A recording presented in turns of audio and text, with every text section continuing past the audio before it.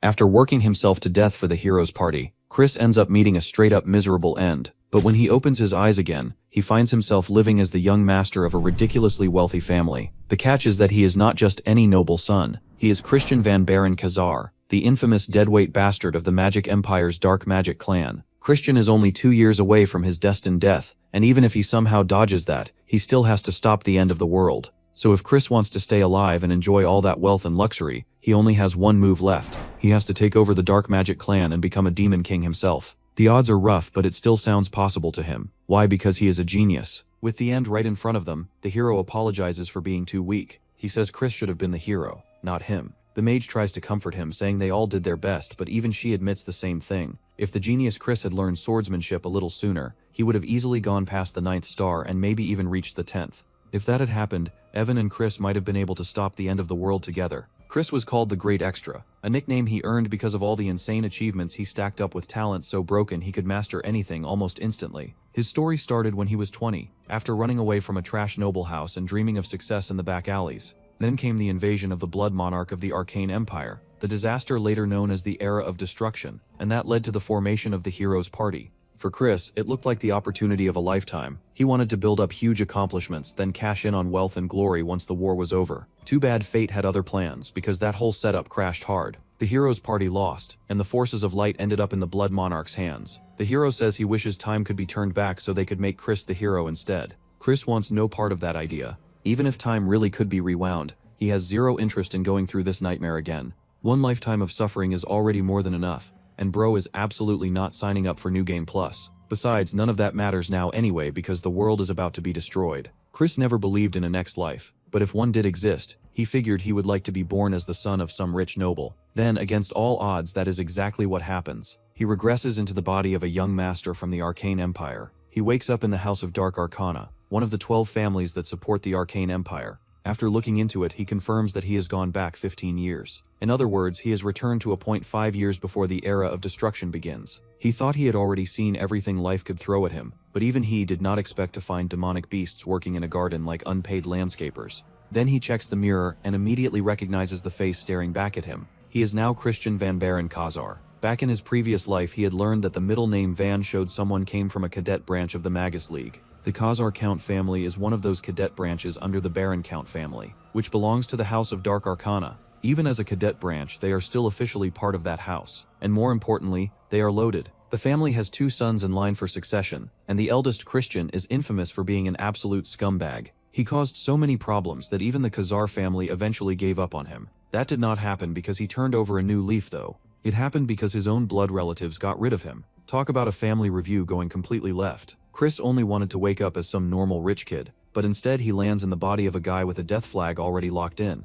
3 days have passed since he regained awareness in this body, and Christian is supposed to die 2 years from now. Since the Khazar Count family values honor enough to personally execute him, Chris can only assume this guy really was that terrible. If he just keeps his head down, maybe he can avoid that fate. At first, that sounds like the safest move. Stay quiet, enjoy the money, and live comfortably. But there is one massive problem with that plan. Ragnarok, the end of the world, is still coming. The Blood Monarch starts the war to use humanity as a sacrifice and complete Ragnarok. By the time humanity figures that out, it is already too late. The faction of Light and the Magic Empire both end up destroyed. So if Chris wants to survive, he has to stop the annihilation itself. The Blood Monarch is a huge problem, but the real nightmare is that countless demons in the Magic Empire follow him. To stop all of this, Chris has to surpass the Blood Monarch. He has to become the Demon Emperor and stand at the very top of the Magic Empire. He has 5 years before the Era of Destruction begins. After thinking it through, he realizes doing nothing only leads to death anyway. If he succeeds, then everything in the Magic Empire can become his. First though, he has to deal with the consequences of all the nonsense Christian caused before now. His father calls him in and straight up warns that if he acts recklessly again, he will kill him himself. Count Khazar has such overwhelming presence that even Chris feels the pressure. Still, he apologizes for everything he has done up to this point because he needs to throw away Christian's image as a worthless scoundrel if he wants any chance of carrying out his plans. Count Khazar is shocked by the sudden apology, but he does not buy it at all. He says he cannot trust a single word coming from the mouth of a son who has committed so many vile acts until now. Chris cannot even argue much there, especially since he is still trying to sort through whatever horrible things Christian did before he took over this body. He admits that losing his father's trust is completely his own fault. At the same time, he reminds him that he lost some of his memories 3 days ago. As he has been trying to recover them, he says he has painfully realized just how badly he has been living. That still is not enough for Count Khazar, because he says he has already heard these repentant speeches many times before. Chris agrees that words alone mean nothing, so instead of begging to be believed, he offers to prove it with action. He asks to be sent to the punishment ward for a month, so he can reflect on himself and show everyone that he has changed. The punishment ward is where high-ranking demons get locked up when they commit crimes. It is a place that shuts out not just light but all 5 senses. Just a few days in there is enough to break most people, but for Chris, it is actually the perfect spot because he needs somewhere no one can watch him. Count Khazar finds it hard to believe that his son wants to stay in the punishment ward for a whole month. He knows better than anyone that this punk would not even last half a day in there. Still, Chris tells him that it has to be harsh because if he manages to endure it, his father might finally trust him. Count Khazar reminds him that he has heard this kind of talk many times before, and every single time Christian let him down. Even so, he decides to give him one last chance. If nothing changes after a month, he will cast Chris out of the family. That is basically the same as a death sentence. Once the family's protection is gone, there will be no shortage of people ready to come for Christian's head. Even so, Chris accepts the condition and says he wants one request granted if he really proves that he has changed. Count Khazar thinks he is awfully full of himself for someone who believes he can walk out of the punishment ward just fine, but he still agrees. If Christian really gets himself together, then he will grant him that one request. Chris is relaxing in his room when Cox, the butler of the Count Khazar household, comes to inform him that the punishment ward is ready. Christian heads there, but as he walks through the hallway, the servants start whispering about the fact that he volunteered to go in on his own. They bring up the time he insulted the daughter of the Poison Clan, which forced the Count himself to personally apologize. Since the clans were already rivals, that whole mess completely wrecked the Count's reputation. Even then, the servants say maybe this time he will finally grow up, though none of them actually believe it. They are already betting he will not even survive half a day in the punishment ward. Bro really has 0 stocks left in this house. After a while, Cox and Christian arrive in front of the punishment ward. Chris notices they are using a Death Knight as the prison guard, which feels like the most Magic Empire thing possible. He does not care though, as long as they stay outside the cell. Just then, someone calls out to him from behind, and when he turns around, he sees a face he knows very well. It is Christian's younger brother, Tern von Baron Khazar, the family's certified good kid. That good kid pulls out his sword and points it straight at Christian.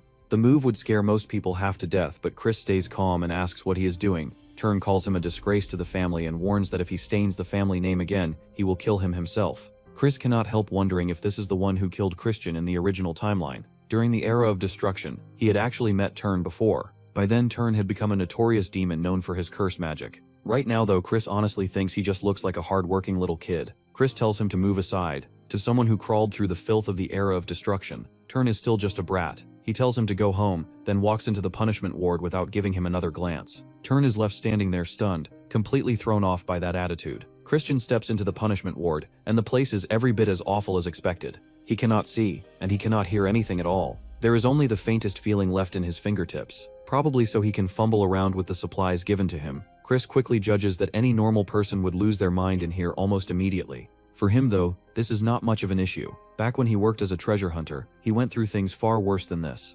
Honestly, having his senses shut off is exactly what he wanted because it lets him focus completely inward. That is the only way he can fix this ruined body. He starts combining all the knowledge he gathered in his previous life. The medical techniques he learned through brutal experience when people called him the Divine Hand, along with the body modification methods he picked up from the circus, come together into one method: bone reconstruction.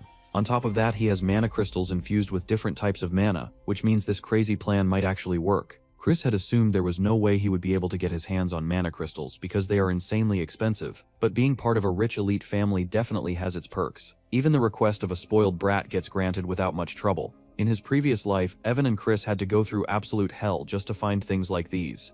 The first step is using the white mana crystal to purify the toxins and waste built up inside his body. He has to manually cleanse every contaminated part using white mana. If he makes even one mistake, he could end up horribly disfigured. For anyone else, this would be a nightmare, but for Chris, it is basically light work. Count Khazar asks Cox about Christian, and the butler tells him that he obediently entered the punishment ward. Still, Cox is worried that Christian may become too broken in there to even call for help. Count Khazar starts regretting the decision. Christian used to be a promising child, but somewhere along the way everything went wrong, and he still has no idea why. Whatever the reason may be, the Count thinks that if his son is only going to keep living in such a pitiful state, then maybe it would be better for him to become a cripple or simply die. He remembers Christian's determination when he asked for this chance, but after being deceived so many times already, the Count refuses to expect anything from him now. He asks Cox whether anything unusual happened before Christian entered the ward. Cox hesitates, then admits that Christian took magic stones with him. Among them was a dream stone, one that causes hallucinations. Cox urges the Count to open the punishment ward because they have no idea what side effects it might cause, but Count Khazar refuses. He says they should just let him die. Cold, but this family clearly does not do soft parenting. A month passes, and Count Khazar stands in front of the punishment ward expecting the worst. But when the door opens, he is shocked to see Christian walk out alive and unharmed. Christian steps forward and reminds his father that he promised he would come out changed. Count Khazar sees the look in his son's eyes and is reminded of how Christian looked when he was still a child. Even so, he keeps his tone cold and simply says that he managed to endure it. Christian recognizes that as praise, but his father immediately tells him not to get carried away over something like this. You might think Chris barely survived that month, but that is not what happened at all. If anything, he did not have a single moment to be bored. First, he rebuilt his body, so it would be suited for mastering swordsmanship. Thanks to the white magic stone, it felt as if every cell in his body had been brought back to life. On top of that, the dream stone turned out to be a huge win. Since it is classified as a narcotic magic stone, even the butler had scolded him for taking it, but it was completely worth the risk. Because of the hallucinations it caused, Chris was able to slash the time needed for his full transformation, and he even succeeded in forming 2 cores. Naturally, he hides the light core behind the dark core, so no one notices it. If the demons ever found out, the whole place would lose its mind. It would have been nice if things had stopped there, but apparently someone had been hoping he would break under those hallucinations. Chris decides he will just turn that into fuel for climbing even higher. Somebody really tried to set him up and all they did was hand him bonus material. Back in the present, Christian reminds his father that he fulfilled his promise, so now he wants his request granted. Count Khazar tells him to speak. Chris asks for permission to use the training grounds of the Black Swamp Knights. His father immediately snaps at him because that is not a place some scoundrel can casually stroll into. The Black Swamp Knights are one of the 3 knight orders that uphold the Dark Curse, and only the elite get to train there. Chris quickly explains that he is only asking to borrow the training grounds. He says that being able to watch the fearless Black Swamp Knights train would be deeply inspiring. He is not asking to join them. Count Khazar considers it for a moment, then gives permission. At the same time, he warns Christian to be ready for the consequences if he embarrasses himself in front of the Black Swamp Knights. The Count turns to leave, but Chris still has one more request waiting. Chris later enters the training grounds of the Black Swamp Knights, and no one there gives him any respect because of his reputation as the idiot young master.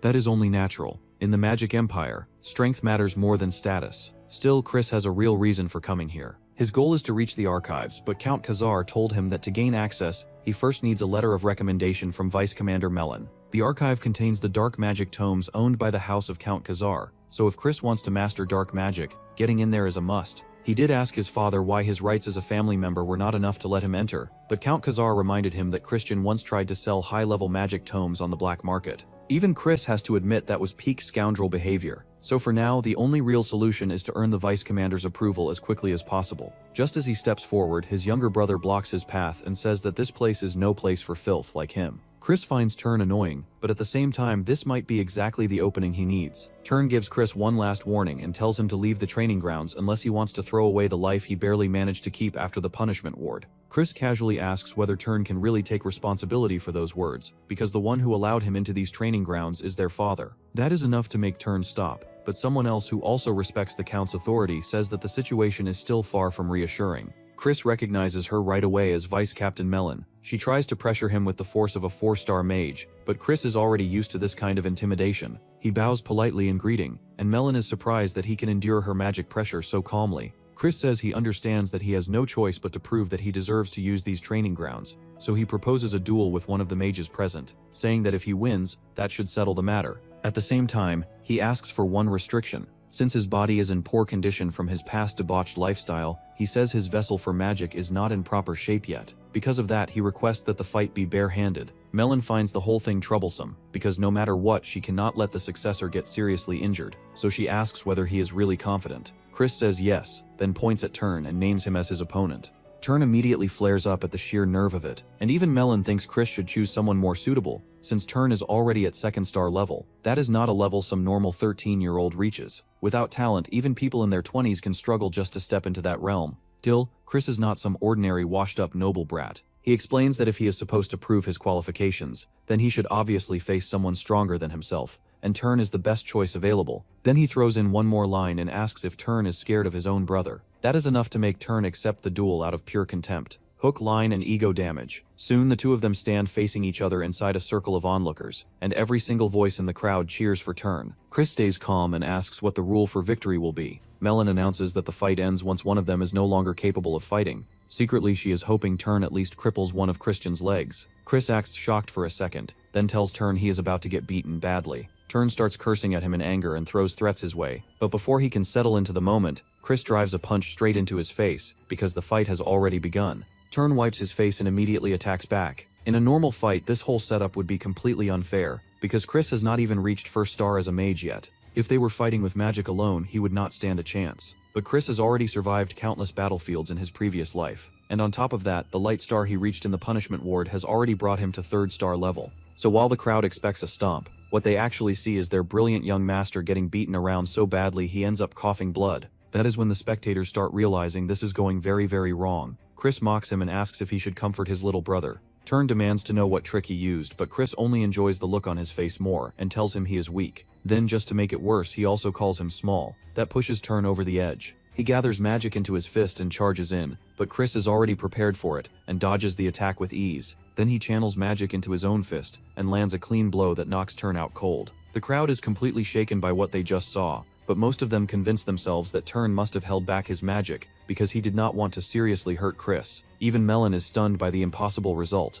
In the end, she says this is enough to prove Chris has the qualifications to use the training grounds. Chris acts composed on the outside, but inside, he is feeling smug. Now he is ready to take it all. Swordsmanship, magic, everything. Chris has now reached 1 star in magic. It took longer than he expected because he is still not fully used to controlling mana, and Christian's body had plenty of leftover residue to deal with. Even so, that is still not enough yet. Before he can properly wield the power of light alongside magic, he needs to rise even higher. He rings the bell and calls for his personal maid Marie, who turns out to be a banshee. Chris is not exactly thrilled about the idea of a high-ranking evil spirit being used as a maid, but he also understands that Christian's behavior made it impossible for the household to keep normal human servants around. He asks her to bring him some juice before he heads off to training, but Marie asks whether he would prefer human blood as juice instead. Chris tells her he wants strawberry juice, but she keeps insisting that blood juice tastes amazing. In the end, he has to snap at her just to get something as simple as regular juice. Christian really left behind the weirdest settings imaginable. While walking through the hallway, Chris runs into the head butler, Cox. Cox says he is worried Chris may be pushing himself too hard with training. He adds that he is happy and proud to see his dedication,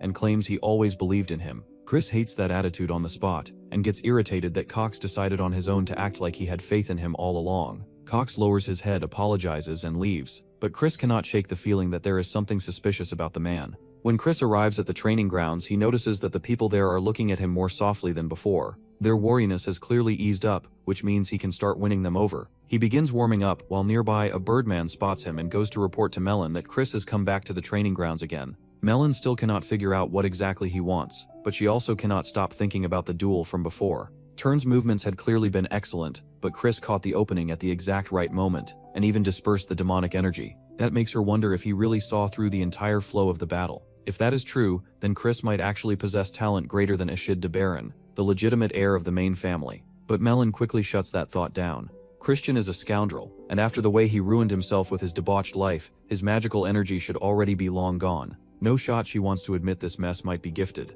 Then she hears noise outside, and steps out to see what is happening. Someone informs her that a small conflict broke out between Christian and his squire. It turns out the one Chris just beat is a 1-star mage, which means Chris himself has also reached 1 star. Standing in the middle of the crowd, Chris loudly says that the Black Swamp Knights are nowhere near as impressive as the rumors make them sound. He even calls them cowardly knights, making it obvious he is trying to provoke them. As expected, a large man named Thorn steps forward to face him. Chris is pleased that someone took the bait, because he never expected the knights to willingly teach their secret techniques to a scoundrel like him. If they were not going to teach him, then he would just have to steal the knowledge this way. He studies Thorn's grip angle and movements, connects them to the mud sword technique he has heard about, then copies the same pattern and uses it to knock Thorn out. That victory sends a wave of shock through the knights, but for Melon it confirms that she was not mistaken before. Chris, on the other hand, acts disappointed again and says this is all because of the vice commander. Melon warns him that he is getting way too full of himself over an unexpected win. Chris rises and tells her to show him the real skill of the Black Swamp Knights. In the next instant, Melon grabs a sword from one of the knights and swings it, blasting the ground right beside Chris. The strike tears the earth apart, and while the area cracks open, Malin stands there still overflowing with mana, as she tells him that even 1 second is more than enough when dealing with a scoundrel like him. Chris asks if she really plans to go all out against someone like him, then tells her to limit magic use to first tier, and ban dark magic for the match. Malin agrees, though she says she can still break both his legs with only half of that. Chris says he is willing to bet his legs, while Malin tells him that works just fine for her because he will not be walking out of here today. She attacks first, but Chris blocks her strike with a wooden sword. The two begin trading moves, and the people watching are shocked that Chris is lasting this long against the vice captain. Malin is just as surprised because none of her attacks are connecting, even though Chris should be far too weak to face her head on. It reminds her of what happened with Turn and Thorn. Chris also notices that things are not going the way she expected, but when he says so, Malin cuts him off and unleashes a large magic slash. Chris dodges it, then instantly closes the distance and smashes his head into hers. Malin freezes for a second, then covers her bleeding nose as she tries to process what just happened. Chris is pleased that the move worked. Since Malin is a magic swordsman and dark magic was banned, he figured she would not be able to cover that opening with martial arts alone. Once she gets over the shock, Malin starts laughing loudly. She admits she never expected to get headbutted and says she clearly underestimated him too much. Then she says she will start taking this seriously, but Chris calmly tells her that the match is already over. When he headbutted her a moment ago, he also scratched her neck with his fingernail. If that nail had been coated with poison, she would already be finished. Malin admits defeat, though she immediately asks him for another duel. Chris tells her that another duel means another bet, then steps closer and asks for the reward from this one. In a low voice, he asks if she can kneel before him. Bold move. Man really went straight for the loyalty patch update. Malin says that condition is impossible because her loyalty belongs to the Baron family, the main house of the dark magic clan. Chris replies that the problem disappears if he becomes the heir. Malin thinks that idea is ridiculous because the 5 officially recognized heirs are all direct descendants of the main house. Chris already knows that, but he points out that there is no rule saying someone from a branch family cannot become heir. He accepts her challenge and tells her to set the next duel for 1 month later with no restrictions at all. Malin says he will have no chance of beating her under those conditions, but Chris says that sometimes even an egg can break a rock. He bows to her politely, but inside, he is fully set on making her understand where her loyalty should really belong. Later, Chris brings Malin's letter of recommendation to his father. Count Khazar has already received a report from her saying that Chris is a genius, who easily defeated her in a surprisingly enjoyable fight. The Count is genuinely surprised that his son seems to have truly turned over a new leaf this time. Even so, he says nothing when Chris asks why he is staring at him like that. As promised, Count Khazar hands over the key to the archive. Once he leaves the room, Chris quietly celebrates. He got the key, and on top of that he managed to shake Malin's heart. Malin is a household demon of the Dark Mages, and during the Era of Destruction, she became a high-ranking 6-star demon who played a major role. Chris needs her on his side if he wants complete control over the Dark Mages. Of course, she has not fully come around yet, but he figures 1 month should be enough. After all, he is a genius. Then he thinks back on the expression Count Khazar made and realizes that even demons have family bonds. Maybe Count Khazar is actually a much better father than the one Chris had in his previous life, and that makes him not want to disappoint him. Chris enters the archive and starts looking around. There are books on bloodline magic, summoning arts, curse studies, and more. All of them would be treated as forbidden books by the Light faction. As he reaches for one of the books, Marie suddenly appears and scares the life out of him. She phases right through the bookshelf and reveals that she is actually the librarian here. Then she asks if he wants to keep her all to himself as his personal maid, but Chris immediately tells her to shut up. Marie teases him, saying his harsh words make her heart go thump thump, and Chris snaps at her again. Marie tells Chris that the book he picked is a 4-star black magic spell called the Seal of Binding, and at his current level there is no way he should be able to understand it. Chris of course just says he is a genius. Marie looks at him for a second, then awkwardly agrees by saying he is handsome and a genius. After that she asks if there is some special reason he chose that book. Chris says yes. He tells her he needs it because he is trying to catch a rat. While going through physical training, Chris starts reviewing the possible suspects in his head. The first candidate is Turn. Out of everyone in the household, Turn hates Chris the most because of how much of a delinquent he has been. The second suspect is Cox, since he has free access to the punishment ward even though he is not part of the family. Normally, for mages, power matters more than status, but Chris still finds it suspicious how Cox keeps circling around him and trying so hard to please him. There is also the possibility that someone else is involved, someone Chris still has not identified.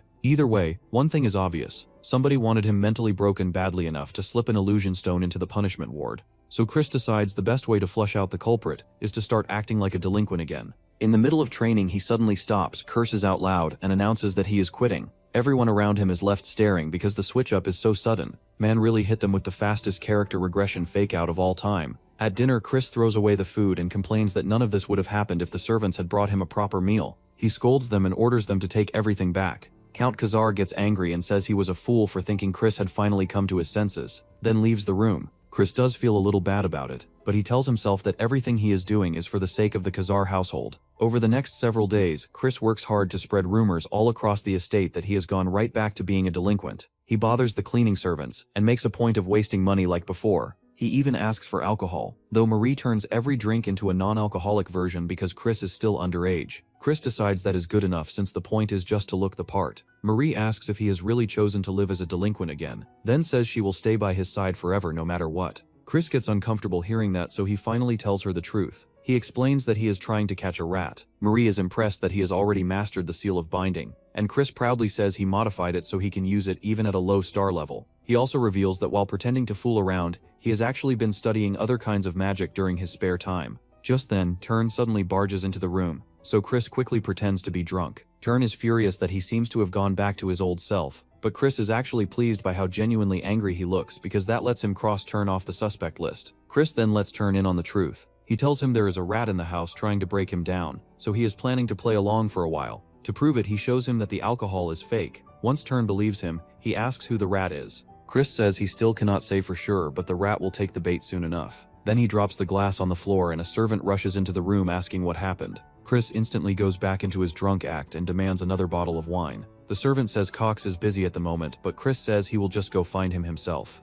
Turn can barely believe this whole thing is actually an act. Chris finds Cox and sets the wine bottle down in front of him. Cox asks what he is doing there, but instead of answering normally, Chris pours the wine right over his head and says this is not the kind he asked for. Cox immediately stands and says he will have the correct wine brought at once. Chris tells him no, he should bring it himself. Cox trembles with anger and says he still has work to do, but Chris pats him on the face and tells him to change his clothes first. Cox is clearly furious, but he swallows it all and leaves anyway. Chris has to admit the guy's patience is impressive. Most people would have crashed out way earlier. While Cox is gone, Chris notices some documents on the desk and is pleased by what he finds. If Cox really is the rat, then Chris guessed he would probably be involved in something on the administrative side too. Even so, what he sees here is still not enough to count as proof. Cox eventually returns with a new bottle of wine. Chris asks whether he is angry over what just happened, but Cox denies it. Chris then says that despite everything, Cox is still his favorite butler. After that, Cox tells him that his friends want to meet him privately at the usual place. He adds that he would rather Chris not spend too much time with those people, but he says it is not his place to judge his friends. Chris tells him he would like to meet them,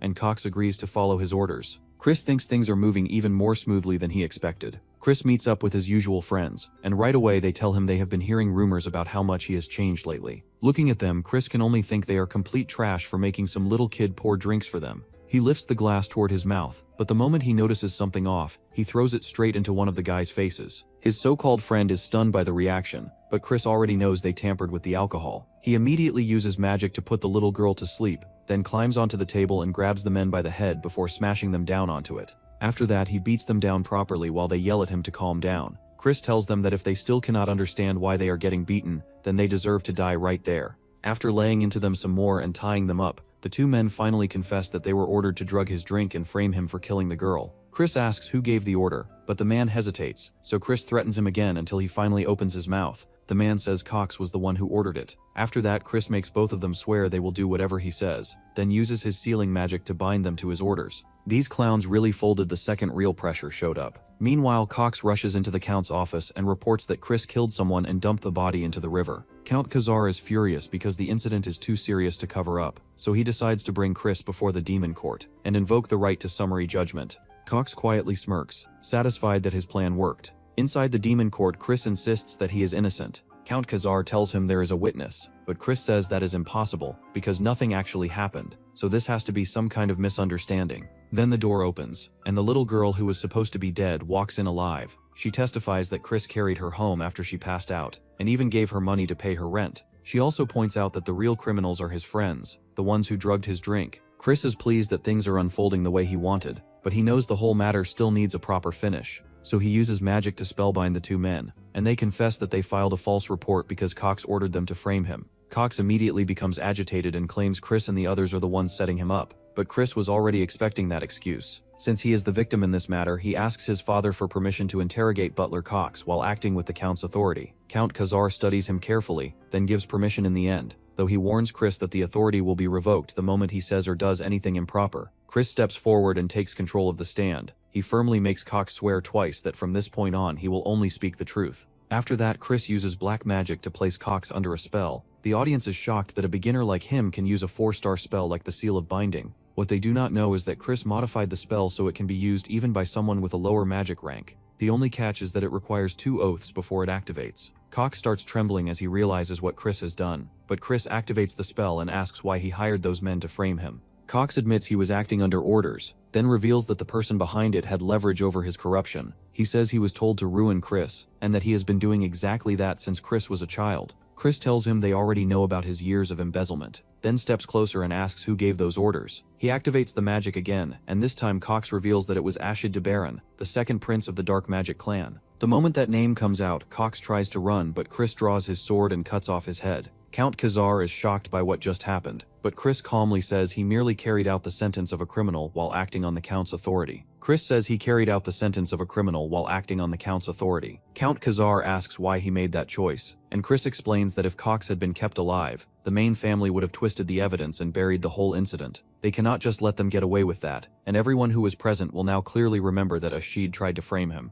After hearing that, Count Khazar opens a portal and tells Chris to follow him. The portal leads them to a secret training ground, far away from anyone who might overhear them. Count Khazar concludes that Chris wants to interfere with Ashid's succession. Supporting a successor is directly tied to a family's power, so even if the decision Chris made was correct, the Count thinks it may still have been too hasty. Still, now that matters have reached this point, he decides he would rather support the young lady, since the first prince is nothing more than a bloodthirsty madman. At that point, Chris openly declares that he is going to become the successor himself. Count Khazar immediately dismisses that as nonsense, but Chris reminds him that even someone from a branch family can be granted succession rights if they have the ability. Count Khazar argues that the rule exists mostly in name, but Chris points out that if it truly meant nothing, then Ashid would never have gone as far as framing him. That shuts things down for a moment. The Count remembers that when Christian was younger, his talent actually surpassed Ashid's, but by now he should have fallen far behind. Chris tells him that he will catch up soon. Then he asks his father to recommend him for the Som Hyuksik at the main house in 2 months.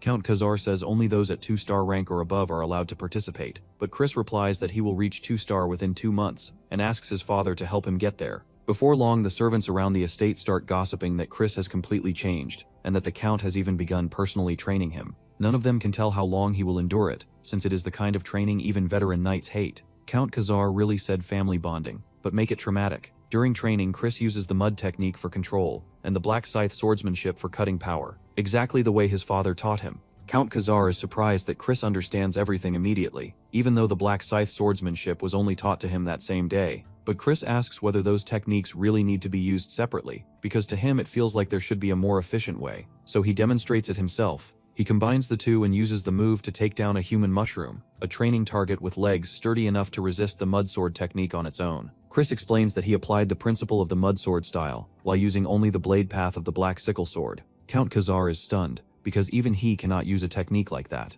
Even so, he says it should still be difficult to use curse magic while handling such a powerful dual technique. Chris then casually uses curse magic as well, leaving the Count even more shocked. Bro is out here speedrunning generational talent allegations. 2 weeks later, Chris is found collapsed on the ground. He is worn out after running, but he knows he needs stamina as the foundation for raising his rank. While he is lying there, Melon approaches and reminds him that their duel is coming up soon. Chris feels pressure no matter where he turns, but he still tells her he is doing his best to live up to her expectations. Melon admits he is exceptional, but reminds him that he is still only rank 1, which means she will never have to kneel before him. Chris pushes himself back to his feet and says there is definitely something to gain from the duel no matter what, so it is a win for both sides. Melon leaves after telling him to put on a good show. As Chris watches her go, he thinks about the gap between them. She is currently rank 4 upper. Even rank 1 has 3 divisions: upper, middle, and lower. Chris himself just reached rank 1 upper, but he also has one big advantage. He is a rich young master, basically a full-blown wallet warrior. When he returns to his room, Chris asks Marie about the outing bag he told her to prepare. Of course, Marie is fully ready, because in her mind, this is her first outing together with him. Chris points out that he never asked her to come along, but Marie assumes he is only worried that she might faint because of the weather. She says serving him is her highest priority, though Chris seriously doubts a banshee can faint in the first place. In fact, he had already asked his father to switch his servant to a human, but Count Khazar reminded him that Christian had formed a master-servant contract with Marie, because an upper-tier banshee cannot be controlled without one. That realization fills Chris with dread, so he asks how the contract can be cancelled. His father tells him the cancellation condition is a deep kiss with Marie, and to make things worse, Christian apparently made the contract while completely drunk. Chris cannot help cursing that useless disaster of a past self. Dude really turned every corner of this life into a side quest from hell. Chris tells Marie directly that he cannot take her along because he is going somewhere crowded. Marie becomes visibly dejected because she had been looking forward to going out with him, but Chris stays firm since her spiritual energy could hurt people if she accidentally lets it leak. That only makes her more sad, and she explains that she has lived inside this mansion for decades without ever once going outside. In the end, Chris's heart softens. He agrees to take her with him, but warns her not to show herself in front of people. Marie lights up with happiness and thanks him, while Chris tells her to hurry up. On the way out, she asks where they are going. Chris tells her there is a place where they can make a good profit. Marie lifts her skirt a little and points out that they already have a lot of money, but Chris says he knows that already. Then she guesses they must be going to buy property or land deeds, but Chris says it is neither of those. Instead, he tells her they are going for something he used to be very good at. But the moment he opens the carriage door, he finds Tern already sitting inside waiting for him, and that takes him completely by surprise. Sitting inside the carriage, Tern tells Chris that he is late. Chris asks why he is even here, and Tern explains that he came to keep an eye on him in case he goes around causing trouble again. Chris tells him not to worry because he is only going out for a little gambling. He even says demons should always keep liquor and gambling close, since even the demon emperor himself encourages gambling as a proper pastime. Tern still insists on going with him, but Chris smugly asks if he is worried about his older brother. Tern snaps back and says he is only making sure Chris does not become another disgrace to the family. Chris figures a goody two-shoes like Tern is going to have a rough time with this, while Tern swears he is going to beat that annoying arrogance out of him.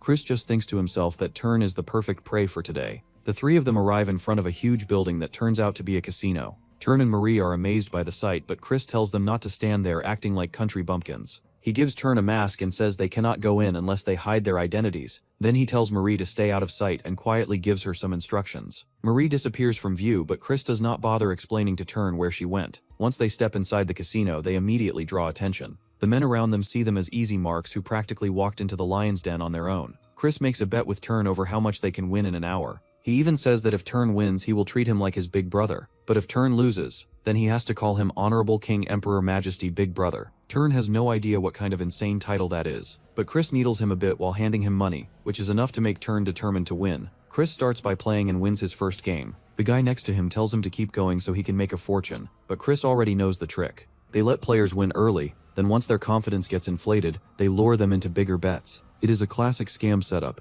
and Chris can already tell the place has found its first victim. He walks over to Tern to tease him, but Tern says he is losing too. Chris says he only lost 500 rup, but Tern reveals that he already lost 1,000. Looking around, Chris quickly notices that everyone has marked Tern as easy bait, and sooner or later someone is going to start cheating. Tern grabs more money from Chris so he can keep playing, while Chris quietly hopes he loses every bit of it. Bro is basically marinating the bait at this point. Sure enough, while Tern keeps gambling, someone cheats and he loses all his money again. Around then, Marie reappears beside Chris and tells him she found the people he mentioned. Tern loses another 10,000 rup, and Chris responds with a thumbs up. Marie leads him to the place, and Chris tells her to open the door. He walks in dramatically, but the men inside seem to recognize him and ask why he came. Chris tells them to bring him the boss. Before long, Grantel, the head of the Grantel Trading Company, appears in front of him. Chris already knows that while Grantel has a reputation as a sharp merchant, he is really the owner of the gambling hall they just came from. Chris says Grantel has some nerve scamming his little brother, and then acting like nothing happened. Grantel realizes that the fool in the tiger mask was actually Tern, heir to the House of Khazar, but he still argues that he has nothing to do with whatever those men out there do. Chris simply asks if he wants to die, and right then Marie reveals her terrifying face. Grantel gets scared out of his mind and starts apologizing like crazy. Chris asks if he thinks he can beg for mercy for free, then demands 1 million rup. Grantel says they do not have that kind of money, so Chris lowers it to 200,000 rup along with one more thing. Later, Marie praises Chris for using the 200,000 rup he extorted to buy combat equipment. She also tells him that the sword he got as a bonus is called Gruna. It is a holy sword that the hero once obtained by offering his soul to a demon. Even after the hero fell into corruption, the sword remained in use, but now it has rusted away. Chris says that is fine because he already has a plan for it. Then he hands Marie the necklace she had been staring at earlier. He tells her she looked like she would stay haunted forever if she did not get it, so he is giving it to her to help her move on. Marie is deeply touched because this is the first gift she has ever received in both her lives. Chris awkwardly tells her to forget about it and hurry home, but Marie says she will now serve him even more delicious blood juice from now on. Chris immediately says he does not want to drink that stuff, but Marie casually reveals that the strawberry juice he has been drinking already has some blood juice mixed into it. Chris can only pray that she is making a terrible joke. As they leave, Chris feels like he forgot something, but decides he will probably remember it later. Turn storms into Chris's room and yanks him right out of bed. He is furious because Chris abandoned him at the gambling hall, and he almost got sold off as a penniless slave. Luckily, someone happened to recognize him and rescued him before that could happen. Chris yawns, gives a lazy apology, and figures Grantel must have stepped in to save Turn. Then he reminds Turn that he lost the bet, so now he has to keep his promise and call him Honorable King Emperor Majesty Big Brother. Turn visibly goes pale and hesitates to say something that ridiculous, but in the end, his anger wins out and he yells, Honorable King Emperor Majesty Big Brother. Chris praises him and tells him to behave properly and show the right respect to his big brother. Turn leaves in a fury, swearing that one day he is going to make Chris regret this. Chris thinks back on how this adorable little kid eventually grows up to kill Christian. He figures that must have happened because of that scoundrel Ashid, the son of the acting patriarch of the Dark Mage clan and the current top-ranked heir. Chris does not really hold any personal grudge against Ashid, since he is not the real Christian anyway. Still, if he wants to become the heir himself, then a showdown with Ashid is unavoidable. Before anything else though, he needs Melon's support, and for that the sword lying in the corner of his room might come in handy.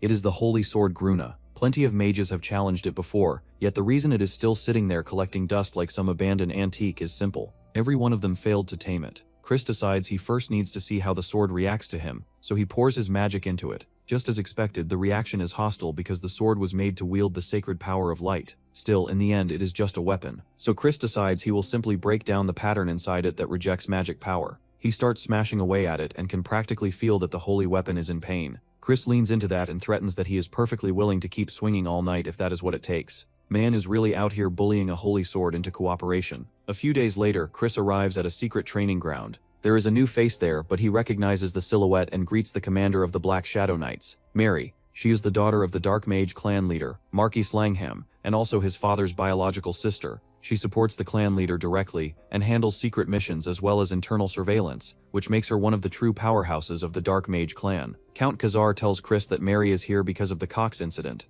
Chris immediately wonders if the clan leader intends to protect Ashid, because that would be a problem. So he says that the clan leader must have a lot of free time if he is paying attention to something this trivial. Mary replies that the clan leader has no interest in petty fights between children, but he is curious about Chris. Chris sees that as a chance to get the clan leader's attention. Even so, Mary says she cannot tell whether he is brave or just reckless. If he really plans to duel Melon, she advises him to back out while he still can. Chris says he already has a plan, and shows her the sword. Even Mary is startled when she sees Gruna, and she says he has officially crossed into reckless territory now. She even scolds Count Khazar for bragging that his son finally came to his senses when he is planning to fight a duel using a holy sword. Chris reminds her that there is no rule saying he cannot use it as long as he wins. Murray tells him Gruna is the very sword even the clan leader himself failed to wield, and that its holy energy should have burned him to ashes by now. Chris simply draws it and shows that he can use it without issue. Murray is not convinced and says it must be a fake, so Chris tosses it to her and tells her to check for herself. She catches it, but the sword hurts her badly enough that she throws it away at once. Mary asks what secret he used, but Chris just says it is a trade secret, so he cannot tell her. Still, one thing is now clear. Chris is a genius who can wield a sword that even the clan leader failed to tame.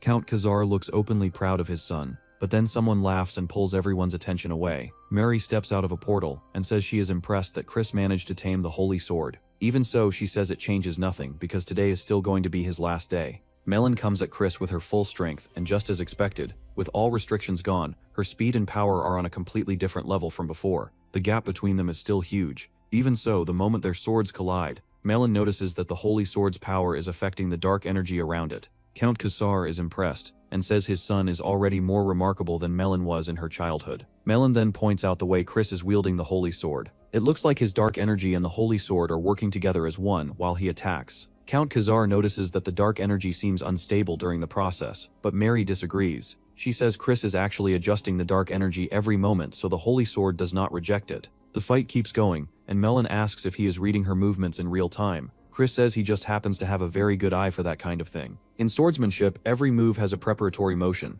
If someone wants to swing down, first the arm has to rise, then the muscles in the shoulder and upper arm have to move. That applies to masters and beginners alike. After hearing that, Melon releases dark energy and lets it surround Chris. She reminds him that the Black Swamp Knights are mages, and so is she. But then the necklace Chris is wearing begins to glow, and the dark energy around him gets purified away. Chris thanks his father for the purification artifact. Count Khazar is stunned because that item should have been locked away in the safe, but Chris casually says he is pretty skilled at stealing. In real combat though, gear is also part of your ability, so he wastes no time pulling out a ball and throwing it at Melon. She dodges as black matter erupts from the first ball, but Chris immediately throws another one, and that one explodes right in her face. He is satisfied with the result and thinks the artifact he bought with Grantel's money performs pretty well. Then he calls out to Melon and says he knows she is still alive in there. Sure enough, she launches a sneak attack straight through the flames, but Chris is already prepared and blocks it with the Holy Sword. On top of that, the Holy Sword shatters her weapon into pieces. Count Khazar finally realizes why Chris threw the corrosion orb into the air earlier,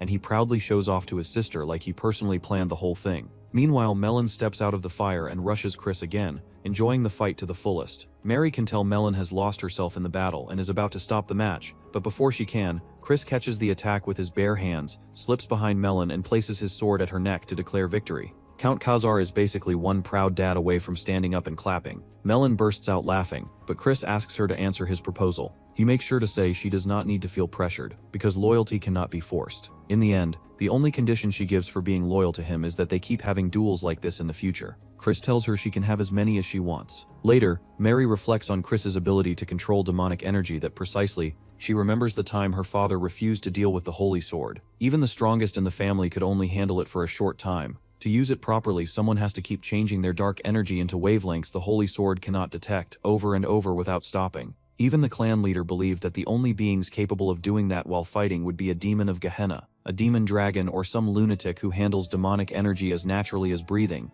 Thinking of that, Mary smiles. Maybe her father's long-held dream might finally come true. In the kitchen, a demon cuts a beautiful strawberry in half with a slash across the counter, then places it on top of a heart-shaped cake. Chris watches in horror as he realizes that the strawberry cake he ate earlier was made by those exact hands. Marie, meanwhile, calmly assures him that the demon's baking skills are top tier, no matter how terrifying he looks. The chef demon notices Chris and asks why he came into the kitchen. Chris says he is there to bake cookies because he wants to give them to someone. Marie gets worried and asks if he is planning to give cookies to another woman besides her, but Chris quickly says it is not like that. The chef demon tells him he can bake the cookies himself if needed, but Chris says the important thing right now is that he has to make them with his own hands. Then he brags that he is actually pretty good at baking cookies, but at that exact moment, something red splashes onto his face. It comes from the strawberries, not blood, though Chris still ends up asking if there is blood mixed into that juice too. At that, Marie just gives a cheerful little laugh. That is somehow way worse than an answer. Chris catches Marie just before she is about to leave. He says he came to see her off and presents the gift he prepared for her. When Mary opens the box, she finds beautiful cookies inside, and her eyes immediately light up.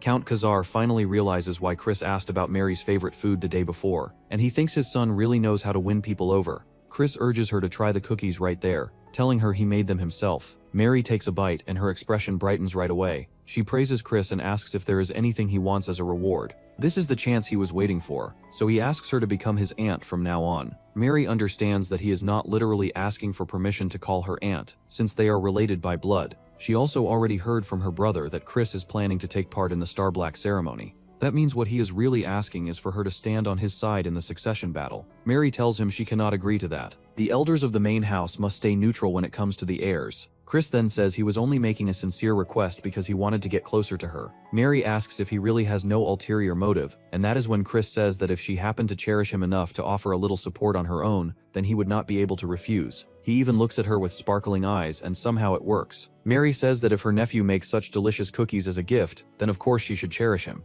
Chris beams at that while Count Khazar is practically moved to tears. Mary asks if she will get to taste these cookies again in the future, but Chris says that if she disappoints him he might sulk, and then they may not taste as good next time. Mary smiles at the way he says that and then invites him to join the Black Shadow Knights. She says the skills he showed during his duel with Melon were genuinely impressive. Maybe he really does have the talent to surpass even the Grandmaster. Still, the people he is competing against are not easy opponents. She worries he could fall before that talent ever gets the chance to bloom. Chris tells her that if he cannot overcome obstacles like that, then dying would be fine. He appreciates her concern, but he has no intention of losing. Mary only smiles at his absurd confidence. In the end, she says he is a mage, and she has no right to block the path he chooses to walk. Even so, she still gives him one piece of advice. She tells him to be careful of the first princess. Even Count Khazar is confused by that warning. He asks why she is telling Chris to watch out for Princess Julianne instead of Eshid, especially since Julianne is known as the gentlest among the 5 siblings. Mary says they will understand the reason in time. Chris thanks her for the advice, and then she leaves. After that, Chris drops onto his bed, but his thoughts keep racing. Both his father and his aunt have reached rank 6. Yet during the Great War, he never heard much about what they actually did. That makes him wonder just how many monsters the Magic Empire really has, powerful enough to crush the forces of light. Even so, he refuses to let the same future happen again. To stop it, he needs to grow stronger as fast as possible.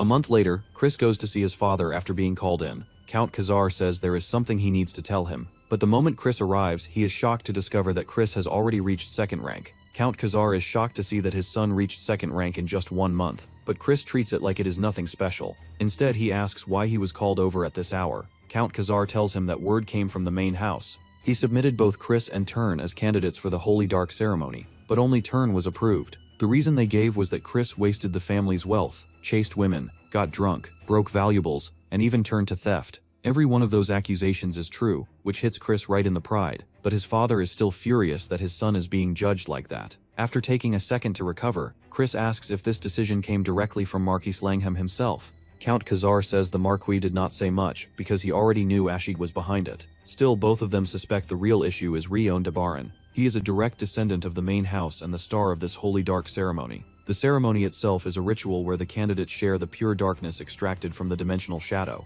But because the amount is limited, the candidates end up fighting in what is basically a death match to decide who is superior. That means the higher-ranked candidates take the biggest share of darkness, and that becomes the most important factor in deciding who gets chosen as the family's heir and prince. If Rion wins, takes most of the darkness and becomes the 6th prince, then Chris's goal gets much harder to reach. Count Khazar tells him not to worry because he will speak to them again, and if that fails, he will ask Mary for help. Chris says he can deal with it himself, but his father tells him that even if he knows Chris is talented, it is okay to leave something to the adults this time. That actually gets through to Chris, and he does appreciate hearing it, but a scoundrel still has his own way of solving problems, so he asks if anyone from Count Tyraman's family is taking part in the Holy Dark ceremony. He learns that Count Tyraman's 3rd son is participating. The moment he hears that, Count Khazar gets angry again, and remembers that Count Tyraman was also one of the people who pushed to disqualify Chris. Even though the man is just a lowlife who only knows how to tame beastlings like some circus act, Chris cannot help realizing again that his father is surprisingly doting. Then he tells him to calm down, because he is going to prove everyone wrong about his qualifications. He already knows that Count Tyraman hosts the Ebony Hunt around this time of year, so he decides he will join that hunt as a drive man. Back at the Dark Castle, Miri reports to the Patriarch after returning from observing Chris, just as he ordered.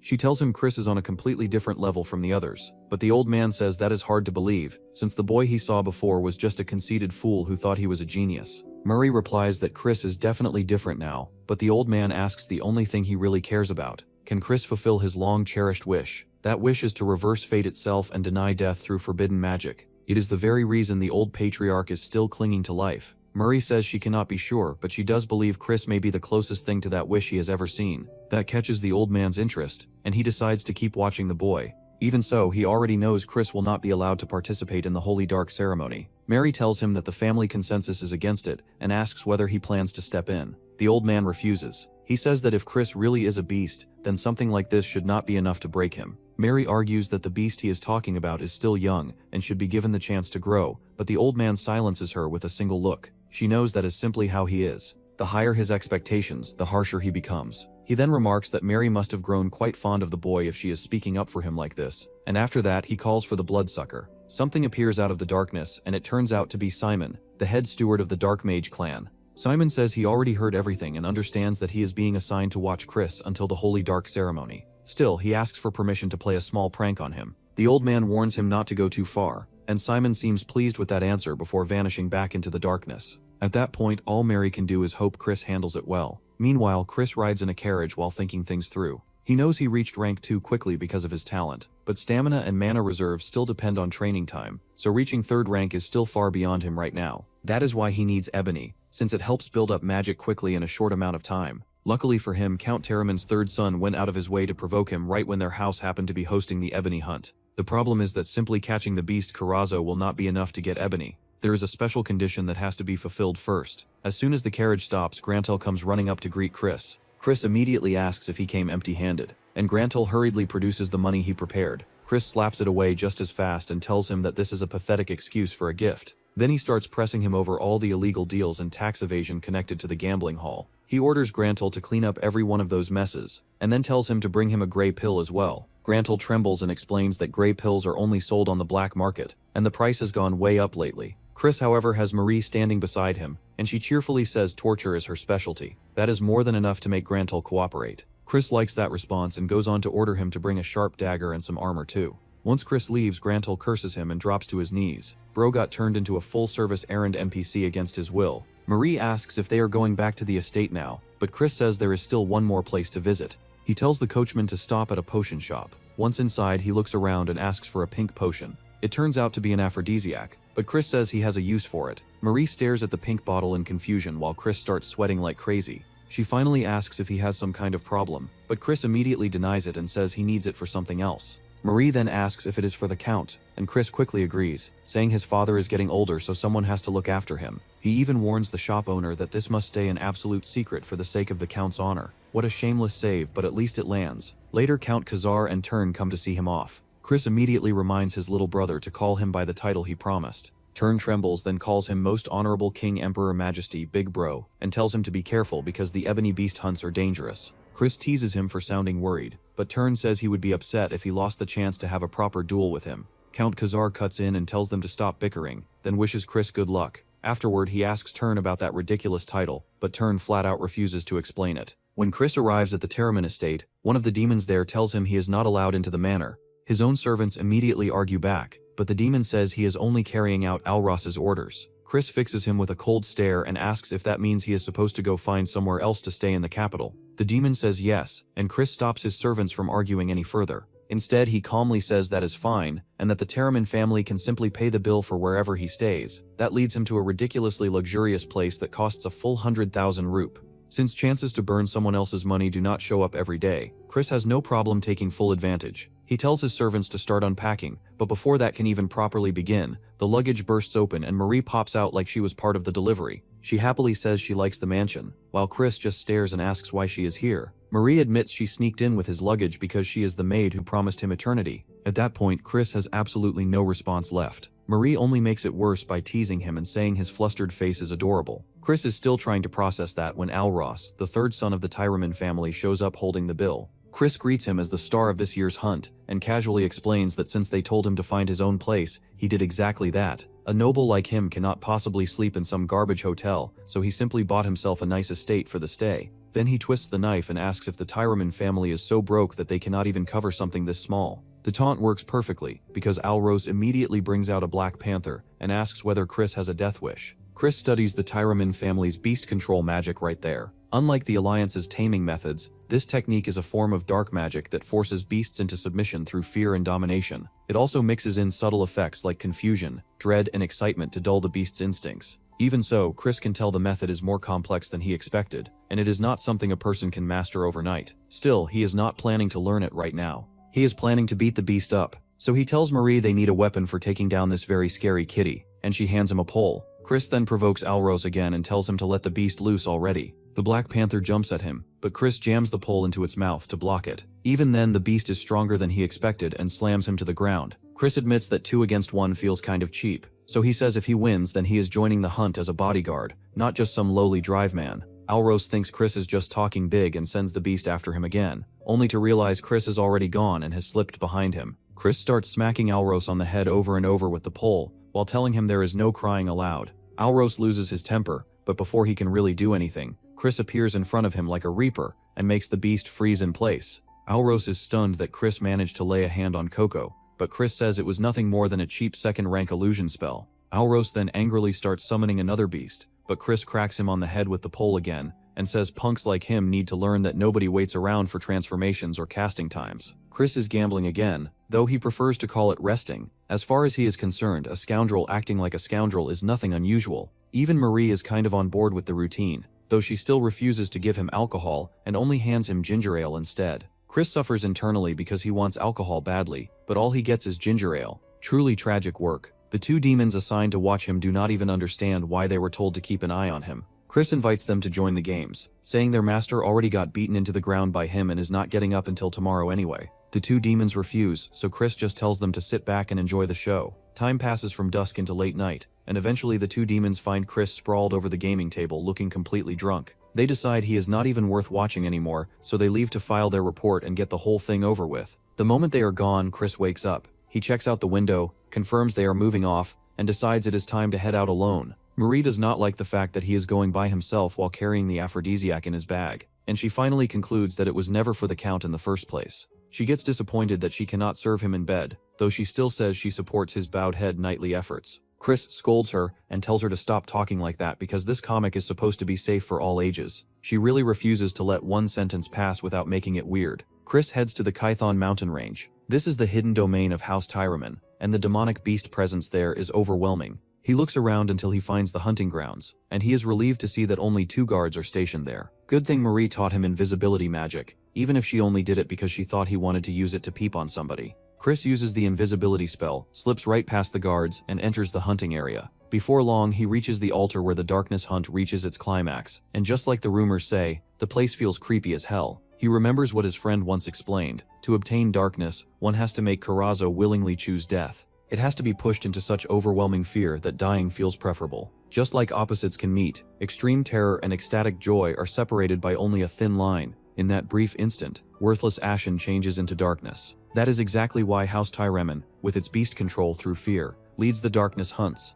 Chris originally planned to steal the Tyraman family's secret technique, then use a blend of aphrodisiacs to drive Karazo into a frenzy and claim all the darkness for himself. The problem is that there is no time to steal and master their method before the hunt. So now he needs another solution. Right then, he suddenly feels a huge wave of sinister energy behind him, but when he turns around, nobody is there. He starts moving toward where that presence came from, and eventually arrives at a cave overflowing with malice. On top of that, there is a clearly visible high-level dark barrier around it that tells him exactly what this place is. It is a rift to Gehenna. Gehenna is the world of demons and fiends, and apparently a rift connecting it to the human world exists here. Chris immediately gets an idea. Since he already has the perfect bait, he can lure Karazo here instead. At that point, he gets genuinely excited for the hunt and leaves the area, not realizing someone has been watching him the whole time. A red bat changes form and reveals Simon. Simon finds Chris far more interesting than he expected. Not only did the boy beat that Tyraman brat into the floor, he also played the fool long enough to lower his observer's guard. After that, he snuck into a forbidden area to pull off some kind of scheme that only makes Simon want to mess with him more. He turns toward the rift, reaches a hand inside, and blood begins dripping from it onto the ground. The blood evaporates into dark vapor, and then a voice asks what he seeks.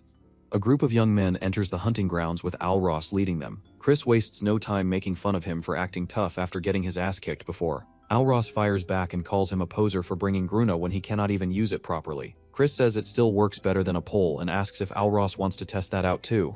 Alros has already had enough trauma from this guy, so instead of taking the bait, he orders everyone to move and lure Karazo toward the altar. Chris notices the red bat nearby, but he keeps quiet about it for now. Alros demands some kind of response from him, so Chris gives him a lazy answer. Then the deer man carrying the flag tells Chris to sit off to the side, since he is only going to get in the way. Chris, being Chris, immediately provokes him instead. The deer man gets angry, but Alros cuts him off and tells him to save his energy for the hunt. Then Alros orders Chris to guard the flag, and Chris says he will guard it like a proper scoundrel. For now, he wants to see how well they manage on their own. Not that it matters much, since everything is already moving according to his plan. He has the whitewood and dagger Grantil gave him, and both are going to be useful. Before long, Karazo, a class 4 demonic beast, is lured close to the altar. Chris cannot help feeling weirdly uncomfortable over how cute the thing looks. Then Alros steps forward for the binding ritual and begins casting, but the moment Karazo catches the scent of the pink potion spread across the ground, it goes completely out of control. Alros is stunned by the sudden change, and before he can recover, Karazo slaps him in the face and sends him crashing to the ground. Karazo starts giving off poison, so the mages quickly form a defensive barrier around it.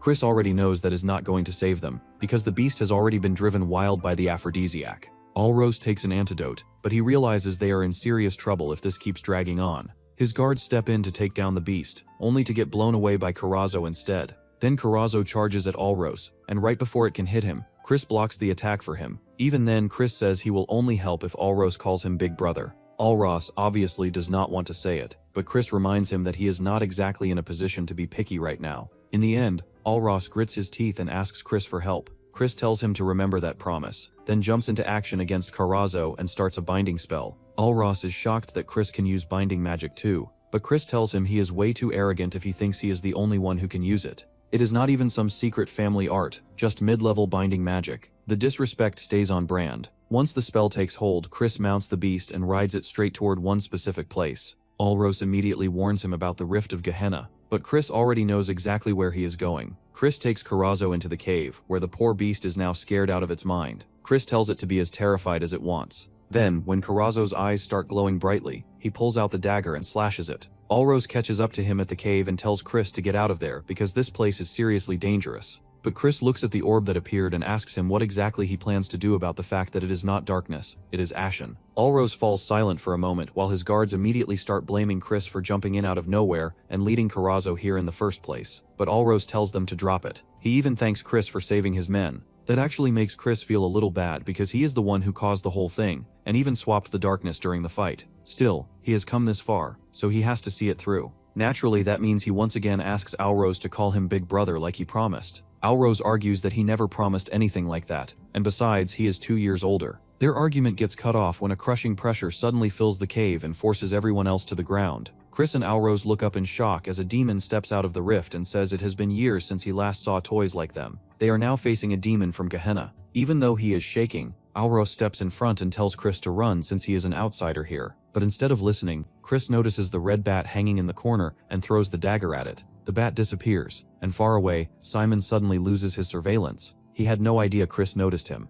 Simon had been planning to pull the demon back out after he finished observing, but now that the teleport bat has been destroyed, he cannot appear there instantly anymore. If he arrives even slightly late, not just Chris but everyone there is dead. So Simon rushes toward the Rift of Gehenna. The demon asks what that move was supposed to accomplish. Chris says he just hates being watched, but the demon laughs and tells him he has a lot to worry about for someone who is about to die. Based on the demons Chris fought during the Age of Ruin, even if this one is only lower ranked, it still has to be at least 5-star. Someone at Chris's current level has no real chance against that. Still, Chris is not the kind of person who backs down just because the odds are terrible. He uses magic to put the others to sleep, but Alros stays conscious and scolds him for wasting his magic power. Chris lets out a sigh, says Alros has ridiculous magic resistance, and knocks him out by force instead. The demon assumes Chris is sacrificing his companions, then offers him a deal. It says it will spare his life and even bless him personally if he offers the others up as tribute. Chris tells him he talks too much and says he has one rule: he does not mess with his own side. Chris draws Gruna, but the demon mocks him and says bringing out a sacred sword he cannot use is a bold move. Then it attacks with dark energy and leaves Chris covered in blood.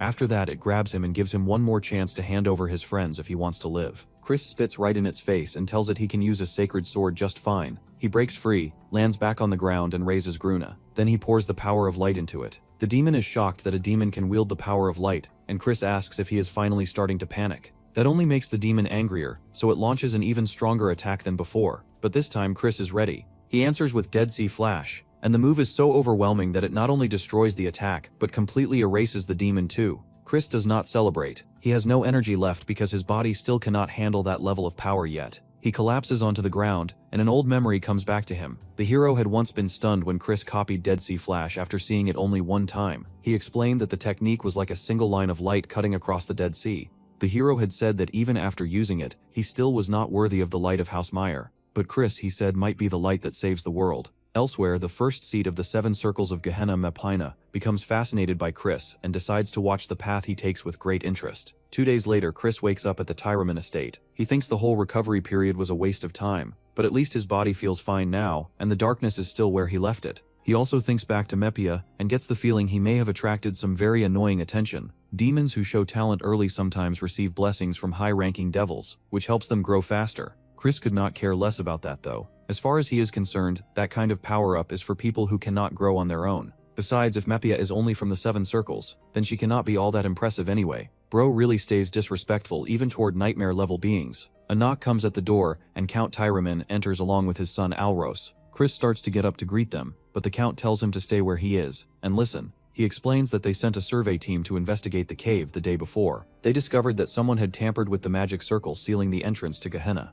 Their conclusion is that the demon was reverse summoned in the middle of manifesting, though even in that short time it could still have wiped everyone out with ease. Chris says nothing, because he already knows nobody would believe him if he said he erased the demon himself. Count Tyraman then admits that he owes Chris an apology. He says he believed the rumors and thought Chris was nothing but a useless scoundrel. Not only that, he thanks Chris and says he has now become a benefactor to House Tyraman. Chris replies that it was simply his duty as a member of the Dark Mage clan, and that they are family after all. Inwardly though, he feels guilty for all the chaos he caused while staying on their estate. Count Tyraman lingers on that word, family, then tells Chris to speak openly if there is anything he wants in return. Chris says there is. He asks House Tyraman to reconcile with House Khazar. Instead of continuing to act like enemies, he hopes they can become rivals who push each other to grow through fair competition and peace. He also explains that the hostility between their houses came from schemes by the main family, because the moment branch families start uniting, the main house sees that as a threat. Count Tyraman asks if he is suggesting they rebel against the main family, but Chris says no,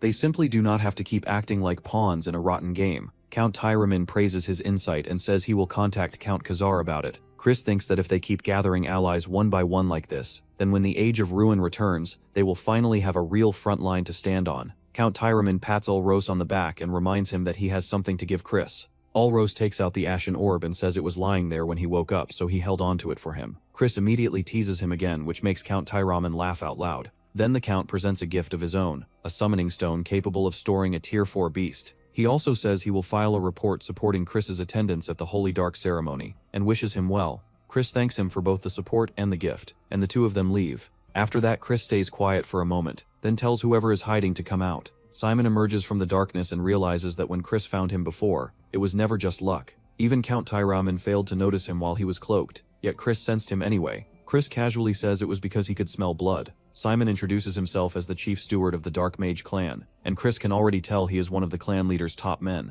Then something clicks in his mind, and he finally remembers where he knows that name from. Simon is the master of the Blood Shadow Corps Order. That group was completely insane, carrying out massacres and terrorism on anyone in their path, whether it was the Magic Empire or the Light faction. Their leader was a demon who reached 8-star power, then later broke into 9-star by the end of the Age of Ruin and became the 10th Demon King. Chris and the others nearly died more times than he can count because of that monster, and Simon is the blood son of that Blood Demon King. Simon cuts through Chris's thoughts and says he never expected the young lord of House Khazar to be such a refined gentleman that he even wiped out a demon. Chris immediately wonders whether Simon saw him use Dead Sea Flash, but he plays dumb and acts like he has no idea what Simon is talking about. Simon can tell he is pretending. He explains that when he inspected the cave there was not even a trace of the demon left. That was not reverse summoning. It was complete erasure. Even Simon admits he is impressed, and he asks Chris to explain how he pulled it off, since he needs to report everything to the clan leader. Chris refuses outright. He says that even if it is for the clan leader, he has no interest in handing over his secrets just because someone asked nicely. If anything, he doubts the clan leader would prefer a fool who gives up his claws so easily. More likely, the leader would appreciate a beast that keeps those claws hidden until the end. Simon finds that amusing, but Chris then demands an apology from him. He explains that under normal circumstances, no one could tell the difference between reverse summoning and total erasure just from the aftermath. That is why Count Tyraman assumed the demon had merely been sent back. But Simon knew it was total erasure because he was the one who summoned that Gehenna beast in the first place. A summoning incident that nearly caused casualties in a noble house would not go over well with the leader of the Dark Mage clan. Simon admits responsibility, but Chris tells him not to bother with formalities because he plans to keep the matter secret. That means Simon now owes him a very big debt. Simon likes that arrangement and promises he will not forget the mercy Chris showed him today. After greeting him, he disappears. Chris knows Simon will play a major role in the Age of Ruin, which means building a connection with him now could become a huge advantage in twisting the future. Chris and Marie are all packed and ready to leave when Ulros comes to see them. Of course, Chris immediately reminds him that from now on, he needs to call him Big Brother. Ulros protests that he is 2 years older, but after the usual round of bickering, he finally gets to the point. He tells Chris that the person most strongly opposed to his participation in the Holy Dark ceremony was Rion. Even though both of them are second rank, the main house and the branch families are not remotely on the same level. That is only natural when the main family gets the best elixirs, the best lineage vision, and the blessings of dark magic. Compared to them, Chris is basically prey. Chris just smiles and decides to give his newly acquired little brother a warning in return. He tells Ulros not to attend the Holy Dark ceremony this time. Ulros gets angry because he was genuinely trying to warn Chris, yet Chris is acting like he wants to monopolize the dark magic for himself. Chris calmly says that no matter who ends up facing him there, they are going to regret meeting him. Ulros fumes at that arrogant answer, but Chris simply tells him to think carefully about it and leaves. Back at Count Khazar's estate, Turn hears that the moment Chris returned, he went straight to the training hall. Turn rushes there and catches him just in time. He shouts his brother's ridiculous title and reminds him that he promised they would duel once he came back. Chris notices that Turn has already reached second rank middle, but he tells him to go train on his own for now. Then it hits Chris that Turn is also supposed to attend the Holy Dark ceremony, which makes things complicated. In the end, Chris tells him they can have their duel after both of them finish training. Turn warns him that this time will be different. Looking at how stubbornly he says it, Chris is reminded of someone else exactly like that. Later, Chris sits on his bed with the darkness orb in his hand. There are only 2 weeks left until the Holy Dark ceremony, so he swallows it down. The effect hits immediately, and with brutal force, he falls back onto the bed and lets the dark energy pour into his body. 15 days later, Turn comes to bother Chris and walks in after being given permission. The moment he sees him, he is shocked by how much his brother has improved in just 15 days. Chris warns him that he is going to beat him, but he still agrees to the duel Turn wanted. There is just one condition. If Chris wins, Turn has to give up his place in the Holy Dark ceremony. Turn is stunned by that, but Chris tells him the ceremony is a battlefield, so a weakling should step aside. That is more than enough to provoke Turn. He tells Chris to shut up and draw his sword. Chris says Turn clearly does not understand his older brother's intentions, so he will have to beat the lesson into him. The fight begins with Turn charging at Chris, and before long it ends with Turn laid up in bed. Count Khazar says Chris seriously went too far this time, because the healer said Turn will need at least 15 days of bed rest. That also means he will be unable to participate in the Holy Dark ceremony. Turn protests immediately, but Chris asks his father to let him speak with Turn alone. Count Khazar leaves the room and tells the two of them to sort it out between themselves. Chris starts by pointing out that Turn is acting petty, just like those people from the Alliance. Even though he was the one who started the fight, Turn is in no mood to argue like that. He says Chris simply hates seeing him grow stronger. He says Chris mocks and ignores all the achievements he worked hard for, and then went so far as to deliberately injure him just to stop him from taking part in the Holy Dark ceremony. At this rate, the kid is one sentence away from full emotional collapse. Chris realizes there is a big misunderstanding between them. He tells Turn that what he actually wants is for him to become strong and stand beside him. But if Turn enters the Holy Dark ceremony and competes with him there, then he will lose the chance to gain the Dark Demon. More importantly, the Dark Demon is not suited to Turn in the first place. What Turn truly needs is the Ashen Demon. Just as the power of light branches into different types, demons do too. The Dark Demon is the highest attribute among demons, while beneath it is the Ashen Demon, one specialized in curses cast through black magic. Compared to swordsmanship, curse magic is far easier to learn. Turn asks how Chris could possibly know all of this, but Chris obviously cannot say he learned it from the future, so instead he says it became clear to him during their duel, because he fought Turn with complete focus. In any case, if Turn accepts the Dark Demon before mastering the Ashen Demon, he will only make it harder for himself when trying to learn the Ashen Demon later. It is not impossible, since the Dark Demon is the higher attribute, but Turn would still end up influenced by the Dark Demon's unique traits. For someone who wants to grow stronger quickly, that could turn into poison instead. Chris tells him he really hopes he will think carefully about the choice, because this is advice from an older brother who sincerely wants his younger brother to grow. Then he gives Turn a healing orb as a gift, and says that since Turn is his little brother, he has no choice. Of course, only Chris knows he already consumed something much better for himself. Turn is moved enough that tears start welling up in his eyes, but then he asks why Chris acted like such a jerk all the way until their mother died, especially when she had to suffer so much because of him. Chris watches him cry, moves closer and admits that back then, he understood nothing. Later, Chris arrives at the palace of the main family, but the doors are still shut. He thinks it is petty how territorial they are, and decides that once he becomes the leader, he is definitely changing this rule, before he can keep drifting into that daydream. Marie cuts in and says her heart is pounding because it is a date with just the two of them. Chris reminds her that she does not even have a heart. Still, she is right about one thing. The main family only allowed each participant to bring one companion. Because of the loyalty vow, Marie was the only one allowed to accompany him. Chris notices people whispering about him, but Marie takes that to mean he is already becoming famous. In reality, the other demons are shocked because Simon personally came to greet him. Simon looks him over and immediately notices that Chris achieved something in only half a month. Chris asks whether serving the leader of the Dark Mage clan is really such a relaxed job that Simon has time to be standing around here. Simon explains that he is here on the leader's orders, because the leader wants to meet Chris. Chris gives almost no visible reaction, so Simon figures that is about what he expected. Chris then argues that he actually is surprised to hear it. A very believable performance, obviously. Soon Chris and Simon stand together in the throne room, as the leader of the Dark Mage clan, Lord Noga, greets him.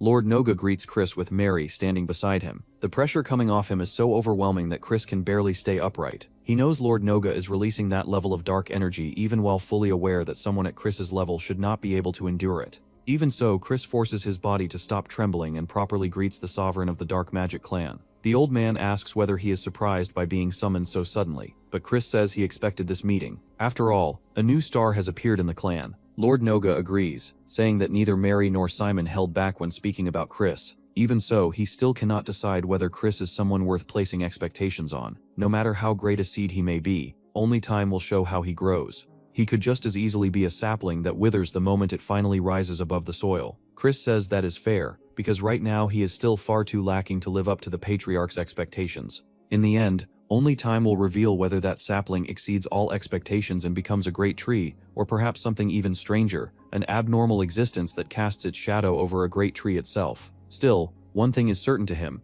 At the very least, he will not disappoint Lord Noga. Hearing that, the old man says he will place high hopes on Chris, then dismisses him. After Chris leaves, Miri asks what he thinks of the boy. Lord Noga admits Chris exceeded his expectations, but because his talent is so great, his fate will be just as turbulent. He says Mary already knows that bloody winds are starting to blow toward the magic empire. Even so, he feels that today, a small hope has begun to sprout. Chris may really be able to fulfill the wish he has carried for so long. On the eve of the Holy Dark ceremony, Chris enters the venue under a grand introduction. Some of the women there cannot understand why the clan leader would summon a gigolo like him, but Chris ignores every other possibility and decides the answer is simple. He is just too handsome. Then he spots alcohol, and immediately gets interested, only for a servant to remind him that he is still underage and hand him ginger ale instead. Chris is spiritually devastated. Once again, the man's greatest enemy is not fate, it is ginger ale.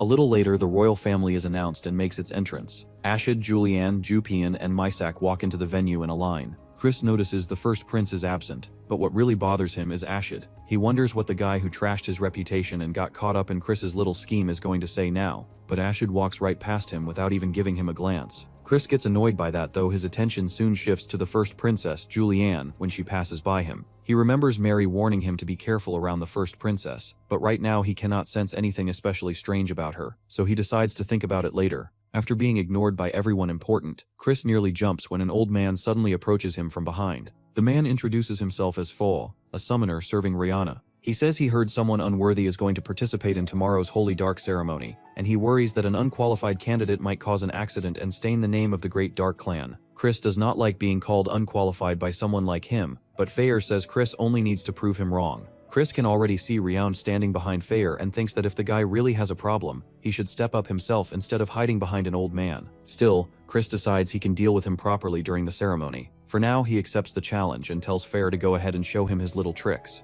Fayer is confused that Chris is willing to fight here while unarmed, but Chris says he does not need a weapon to deal with someone like him. Fayer warns him that he will regret it, while Chris thinks the exact opposite is about to happen. Nearby, Julianne watches the whole thing with quiet amusement. The crowd is horrified as they watch the evil spirits beat Fayer down while obeying Chris. Nobody can believe what they just saw. Fayer was the one who summoned those spirits. Yet the moment Chris flicked his hand, they turned on their own summoner. No one can understand how he seized control that quickly, but Chris acts like it is nothing. He says this whole thing clearly traces back to Rion, and that the heir of the Dark Mage lineage should be ashamed of resorting to something so pathetic. Rion flushes when Chris calls him out that directly, but Chris keeps pressing. He tells him that if he really has a problem, then he should challenge him personally instead of hiding behind someone else. Rion refuses to acknowledge any connection to the challenge, but Chris says that lie is so bad not even a fool would buy it. Even so, he decides to humor him this one time, because clearly this cowardly brat needs someone to beat some manners into him.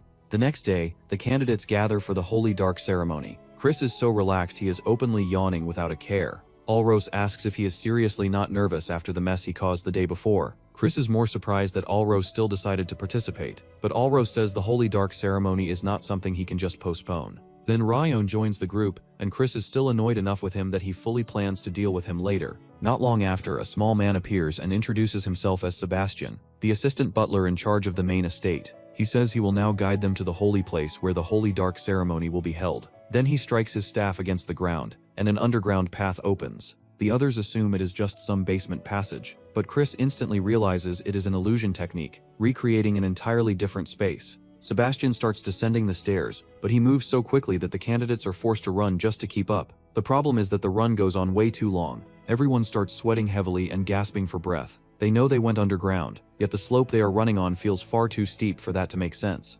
Sebastian stays cheerful and tells them to hurry, because the ground will not support them forever. The second he says that, the floor breaks apart and some of the candidates drop into the void below. The rest are horrified, but Sebastian simply says they are falling behind schedule and speeds up even more. Not long after that, 2 more candidates lose their footing and disappear as well. Rioni thinks they deserve it for being weak, but then he notices Chris not only catching up to him but doing it without sweating at all. Chris mocks him for already being out of breath, and says that after hogging all the best medicine thanks to his direct bloodline, he should at least be faster than this. In reality, Chris thinks they are all idiots. The reason their bodies are suffering is because they are playing along with the illusion head-on. In a space like this, trying to just push forward normally is a waste. All it takes is adjusting the technique slightly so your stamina does not get drained for nothing. From the corner of his eye, Sebastian quietly notices Chris. Eventually they arrive at their destination. Alros is shocked that Chris still looks completely fine, but Chris says maybe he would have more stamina too, if he did not spend all his time lazily training beasts. Then a blue light rises from a crystal, and an eerie woman appears before them. She introduces herself as Lihu, the overseer of this holy place where the purest dark mana, known as Holy Darkness, erupts. Lihu introduces herself and welcomes all the candidates. She tells them they are here to obtain a great dark mage, the third-ranked demon lord and progenitor of the dark mages, Anmiol. Then she raises a blue light that splits off in different directions, and explains that there is not enough darkness for all the candidates to share equally, so the beasts beyond each gate will test whether they are even qualified. Chris raises his hand and asks if this is basically first come first served. When Lihu says yes, he follows up by asking what happens if some unexpected accident occurs with another competitor during the ritual. Lihu explains that such an encounter should be unlikely because each path is separate. Even so, if it does happen, it would be wiser to avoid fighting because the more time they waste, the more they only help the other competitors. Instead, they should focus on keeping themselves safe. That is the advice she leaves them with before the countdown ends, and all 4 candidates dash toward their assigned gates. Sebastian watches them go with Lihu and says he wants to place a bet, but she vanishes on the spot. The little guy stomps his feet and complains that she is way too cold. Rioni charges into his gate without the slightest hesitation and does not slow down even when monsters start appearing in his way. He cuts through them easily because they are only second-tier monsters, which means nothing to someone at second rank like him.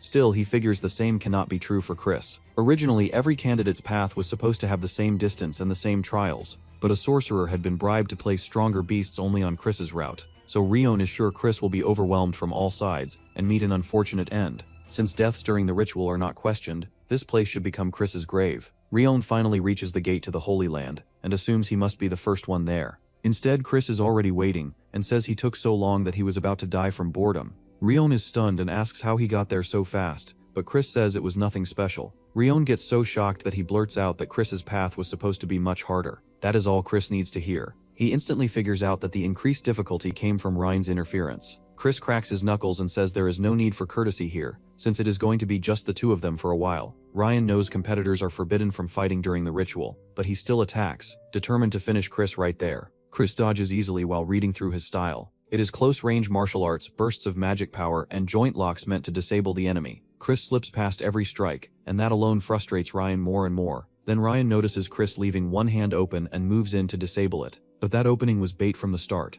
Chris grabs the incoming hand, twists it behind Ryan's back, and tells him not to cry even if it hurts. The pain is so bad that Ryan lets out a full scream on the spot. Bro folded the second Chris stopped playing polite. Not long after, Aros arrives in front of the gate and finds Chris sitting there beside 2 unconscious boys. Chris asks him whether he would rather faint quietly or get beaten until he faints. Aros immediately takes up his stance because he can tell the situation already went sideways, but his ending is no different from the other 2. 5 years from now, the first war with the Alliance will break out. Before that happens, Chris has to secure the Dark Demon, so he cannot afford to give up even a single grain of sacred darkness, not even for someone he likes. With everything now settled, Chris opens the door to the Sacred Darkness. Sacred Darkness is a power that gives a fiend the possibility of becoming a true transcendent. The Elder Clan head, who was said to have absorbed 80% of the Sacred Darkness, is still one of the strongest beings alive even among the demon monarchs. The Dark Destroyer absorbed more than 90% of the pure dark energy and became a demon king. So based on that, Chris concludes that if he can absorb 100% of the pure dark energy, then he can surpass even the Demon Emperor. With that in mind, he reaches out to claim the thing he has been fighting for this whole time. Elsewhere, a group of 3 sits together, unable to believe that every single candidate besides Chris was eliminated. The whole situation is a disaster, especially because Rion is in serious condition. They even suspect Chris used a forbidden magic tool to pull it off and demand a proper investigation. But the third princess says that will not be necessary, because Chris is not coming back from the sacred ground anyway. Since he has been inside for 2 days without returning, she believes the sacred darkness already crushed him and killed him. Even the Elder Clan head had a limit to how much sacred darkness he could absorb, so they are sure Chris is dead and that not even a corpse will remain. The third princess leaves, but not before deciding that if Chris somehow does return, she will kill him herself. When her father died in battle against the Alliance, she and Rion were taken in by their uncle Viscount Langham. That means her footing inside the clan is already unstable. And now that Rion failed to receive the sacred darkness too, there will be no real support for him as a successor. She fully intends to make Chris pay for that humiliation. Even the servants are now gossiping that Chris must have died as punishment for not knowing his place. They mention that Marie is still waiting for her master, but say she will probably be meeting his ghost soon. Marie hears all of that and warns them that even if her heart is fluttering while she waits for her master, she can still turn anyone who talks like that into ghosts under her control. The servants get so scared they run for their lives. Marie lets out a sigh and says she wishes her master would return soon, because making a maiden wait is not cool at all. They were brave for exactly 3 seconds. Meanwhile, Chris opens his eyes and finds himself trapped in endless darkness that feels like it is squeezing the breath out of him. He guesses he is around 70% and admits this is harder than he expected. Still, he has no choice but to endure it. The real test will begin around 90%. If he takes in too much and goes past his limit, his core will shatter, and he will die here before the war ever starts. Then he thinks of a dragon's heart, which has the largest vessel for mana of all. If he can imitate a dragon's heart for even a few minutes, then he might be able to contain all the darkness. But even that is proving too difficult, because Chris has already reached his limit. Just as he starts thinking about stopping, someone appears in front of him and asks if he needs help. Chris is stunned to see Mapina standing there and asks what she is doing in a place like this. She replies that the power of demons is the ability to communicate with darkness, so coming here poses no problem for her. She tells him she can help him this one time without asking for any condition in return. Chris obviously does not trust that for a second. Mapina just laughs and says she only felt like doing it on a whim. Then she tells him to take her hand and absorb all of the sacred darkness. A week later, even Lord Noga admits it is hard to say Chris is still alive when there has still been no sign of him. Mapina cannot understand why Chris would choose such reckless greed. Simon reports that Viscount Langham, the acting head, agrees and wants the pathway to the sacred ground closed soon. Lord Noga thinks the Viscount is trying to test him, so he asks Simon whether he believes Chris is still alive. Simon replies that the odds are close to 0, but he also says Chris is a very interesting one. After thinking it over, Lord Noga orders that the pathway remain open for one more day. Chris can feel his heart breaking apart, and Mapina urges him to take her hand before it is too late. But Chris refuses. She calls him a fool, and says mortals are never allowed to hold more than a certain amount. Chris shouts back that she is forgetting they are in a world of concepts right now. Mapina is then shocked to see Chris begin shining as he undergoes demonization. Demonization is the mystic magic clan's ultimate technique, a forbidden spell that temporarily turns a mortal into a demon and brings out explosive power. It is just as deadly to the caster as it is strong. In the past, Lena died after using this spell, but Chris has already found a way around that risk. If he strips out the parts of the spell that amplify dark energy, then he can use the laws of this world to his advantage, and turn himself into a bowl that can collect energy without suffering the usual penalty. The method works. With that new vessel, Chris pushes past the 90% mark and takes in all of the sacred darkness. Mapina can barely believe what she is seeing. A mere mortal, one she considered no different from an insect, has cast off his body and become a black crescent. Chris, of course, is nice enough to explain that this is simply because he is a genius. Then he tells her he is leaving now, so she can stay behind and keep living in this place. Chris turns to leave, but Mapina does not mind at all. She says they will meet again another time. Chris just snorts and raises his middle finger at her. Even after leaving the sacred land, he can still hear her laughter, and he snaps back that there is no chance he is ever meeting her again. Then he starts wondering how much time passed while he was inside. If it really has been a whole week, then the main family should be in complete chaos by now. After that, he sheds the demonized form and decides he is going to play a little prank on them. Bro really absorbs all the sacred darkness, flips off a high-ranking devil, and still leaves thinking about trolling people. A servant suddenly rushes into a meeting room and informs the Viscount that Chris has returned. Viscount Langham, the acting head of the dark magic clan, asks for more detail, so the servant explains that Chris barely survived and is hanging on by a thread. The healers confirm that they can sense pure dark energy inside him, but it is completely unstable and churning out of control. Because of that, they believe Chris will have a hard time properly using dark energy from now on. The Council of Demons reacts by saying that a greedy scoundrel like him got exactly the ending he deserved, and that the sacred darkness has been wasted because of him.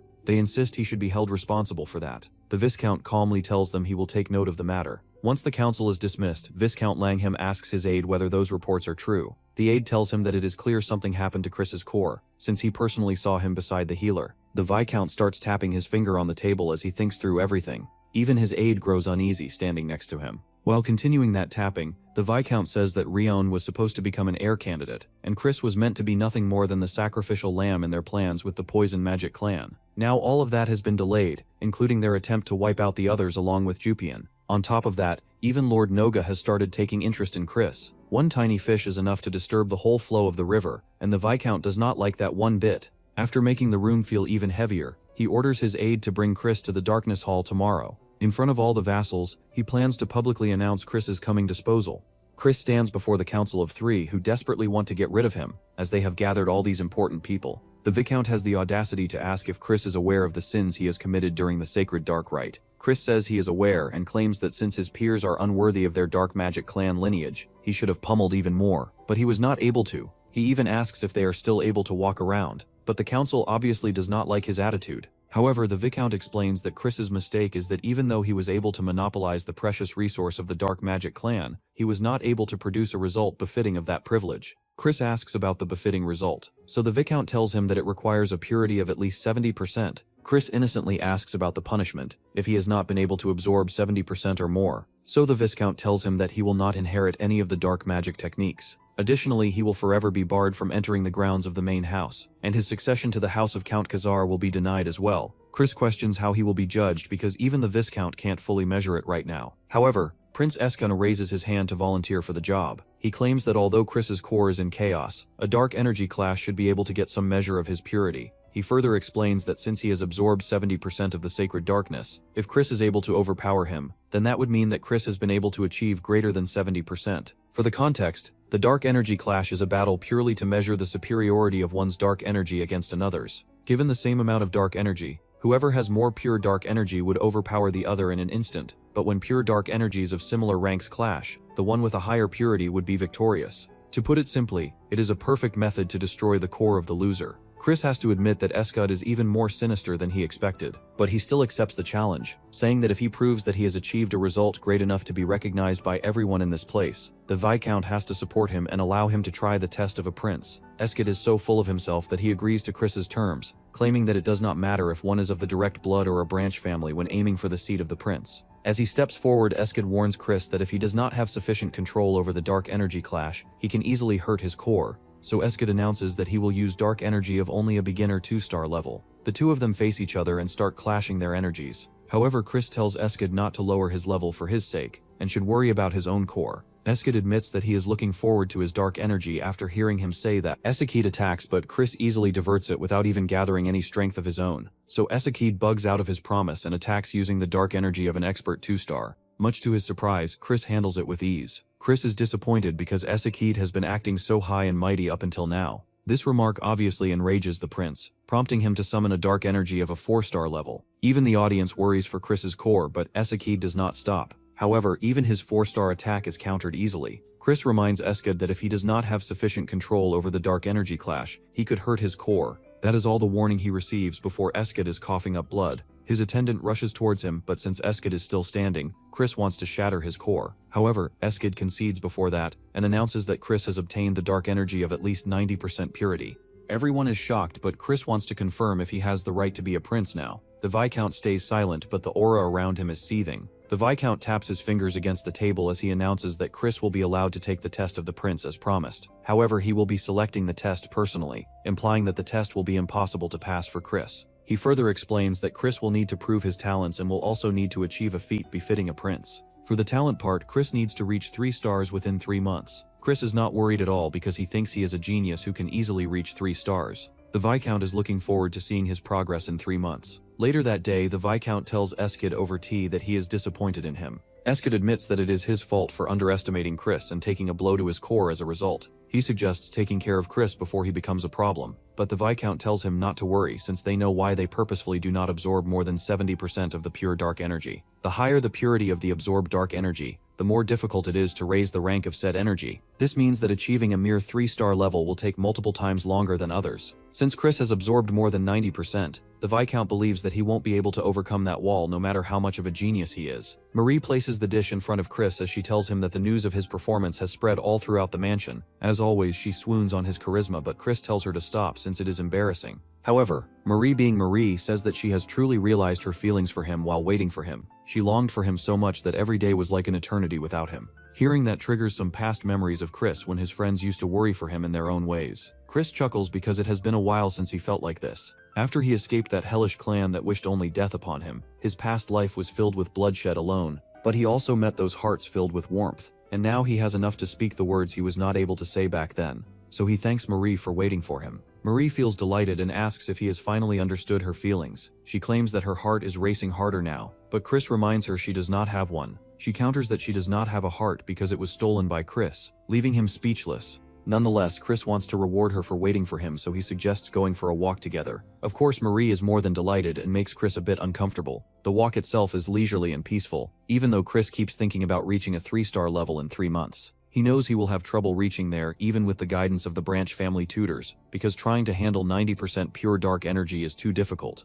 Chris is surprised when Mary comments that he is still focused on going around and causing trouble. He greets her aunt politely, but she asks if he has found a teacher to aid him in his training. Chris perks up thinking she might train him, but her answer is a straight no. Chris complains that she made him excited for no reason, but she clarifies that it would not be her to train him. She tells him to follow her, so Chris excuses Marie. After following Mary like a duckling for a while, Chris thanks her for keeping him in mind, even if she is not going to personally train him. However, Marie does not think he should be thanking her, since his teacher is not kind in his teachings. What's more, none of her siblings have been able to keep up with his lessons. But she tells Chris that this opportunity will not come to him again, so he must work hard to not disappoint his teacher. The two reach a point where there is a kid staring at them. Chris blurts out that the kid is lost and even goes ahead to pat his head while asking about his parents. However, the kid's glaring face is too familiar, and even Mary tells Chris to show some respect because this kid is the clan head's incarnation. Chris greets him politely while the clan head scrutinizes Chris to analyze that he has achieved even beyond 90% purity. The clan head comments that he has done something great, but it was a foolish decision.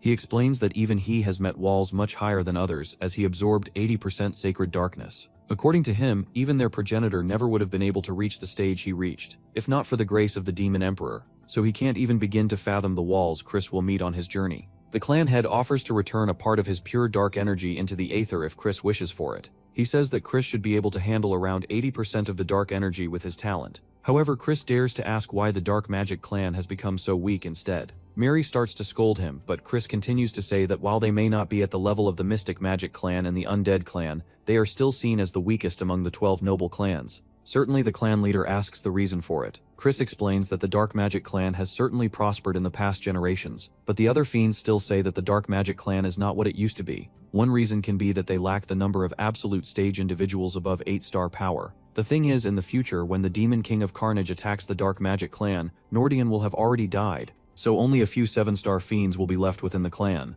They, along with the clan's 10,000 soldiers, will fight against the Demon King, but they will be defeated and forced to become his slaves. That is how important the absolute stage personnel of 8 stars and above are to the clan. Chris believes that the clan leader already knows about this. He says that he understands his concern about him being crushed under the weight of pure dark energy and unable to grow. However, with this power, he will not only strengthen the clan, but will leap above the trials and become a being of limitless power. The clan leader cheerfully comments that his way with words is impressive, but he hopes that Chris does not regret it later. He opens a portal beneath his feet, and Chris finds himself falling into the void. When Chris opens his eyes, he finds himself in a forest. A voice announces that the first task to inherit the pure dark energy is to survive. Chris just needs to take one look at the monster behind him to admit that he is in danger. The fight is seen by the clan head through a crystal. Mary complains that throwing a 2-star child into a 4-magic monster den is unfair, but the clan leader thinks one is not enough, so he summons a rock lizard as well. Mary learns to shut her mouth and sends silent apologies to Chris. The clan leader explains that as Chris continues his struggle to survive, he will come face to face with the true nature of pure dark energy. Understanding comes the fastest and deepest when one is forced onto the brink of death. He just hopes that Chris is not hurt too badly. After taking a seat, he asks if Mary has prepared them. She confirms and presents a box of sweets for the clan leader to devour. He says that he craves sweets every time he uses dark energy, as he flicks his fingers to change the skies because watching videos in the dark is the best. Today's show is his grandson's survival training. Chris faces a twin-headed bear and a rock lizard, so just getting hit once will break his bones. What's more, the rock lizard spats out green goo that is poison spit. So yeah, just one wrong move can end it all. However, Chris thinks it is just training. He calls for the clan head, thinking that there must be an answer to the training. The clan head does not answer, but Murray knows that there is no answer to his predicament. Chris believes that he should look for an answer to defeat a monster that is exceedingly stronger than him, but Murray knows that the clan head just wants to see Chris get pummeled and thrown about. Oblivious, Chris thinks it will be a piece of cake. The monsters attack Chris with immense power and speed, but he believes there must be a way to counter it. The clan leader comments that he has talent, since his movements are completely different from the others. Murray agrees but still thinks that Chris is just a child. When that same child defeats the two-headed bear, the two adults are shocked. The clan leader asks how he managed to do it, so Chris explains that the bear has high physical strength but its agility and resistance to magic are weak. He took advantage of the opportunity created because of that, and injected dark magic into its heart. Murray is shocked and even Simon manifests himself because Chris is using Dark Death, a technique that the clan leader often uses. On the other hand, the rock lizard is still lurking around Chris and launching attack after attack. Chris dodges the attacks as he remembers that the rock lizard has 3 hearts made of stone. It will continue to revive unless all 3 are simultaneously stopped. This time, he uses a rope of dark energy to bind the rock lizard and tighten it enough to break it apart. Simon is fascinated by this application of the Dark Death technique, but the clan leader tells him to step aside since he is blocking the view. The clan leader asks if she teaches this technique because it is not something that can be learned. Simon chirps in that there is no need to learn dark magic with this technique. With the task completed, Chris is teleported back and praised Simon. He says that it is all thanks to the clan leader that he was able to grasp the application of the dark magic on his own.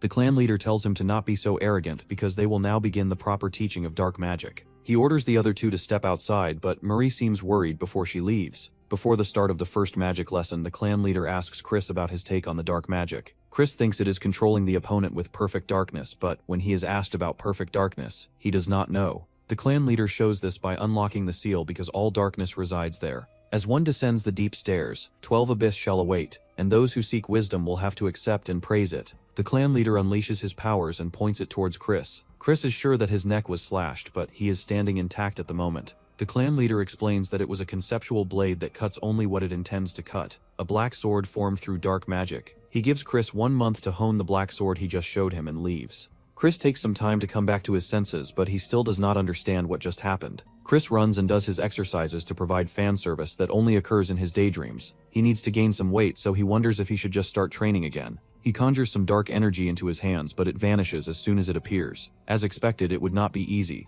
Even if the summoning succeeds, it is difficult to hold for more than 10 seconds, and it is completely different from the family head's darkness, which was more powerful and complete darkness. He repeats the words of the clan leader, thinking that there must be a secret nodding somewhere. 1 month later, the clan leader and Mary make their way towards Chris. The clan leader comments that they must have realized his level after failing the mock cuts this much. But Mary does not reply. When he asks if she is that worried, she asks if there is no other faster way since the prince's exam is only in 2 months. The clan leader explains that rapid growth is impossible with the purity of the dark magic in his body. Even if they try to force him, he will just end up facing a big wall, so Chris needs a solid foundation first. However, when they arrive at the location, they are shocked to see Chris holding a dark energy blade. The clan leader is speechless, but Chris thanks him for his teachings because he was able to achieve 3 stars because of him. However, the blade disappears after a while, much to the disappointment of Chris. He explains that he was able to achieve it because the clan leader told him about the 12 abysses, and each abyss represents the crucial property of the dark sword. However, the clan leader dotingly curses Chris internally, since he has manifested the true dark sword.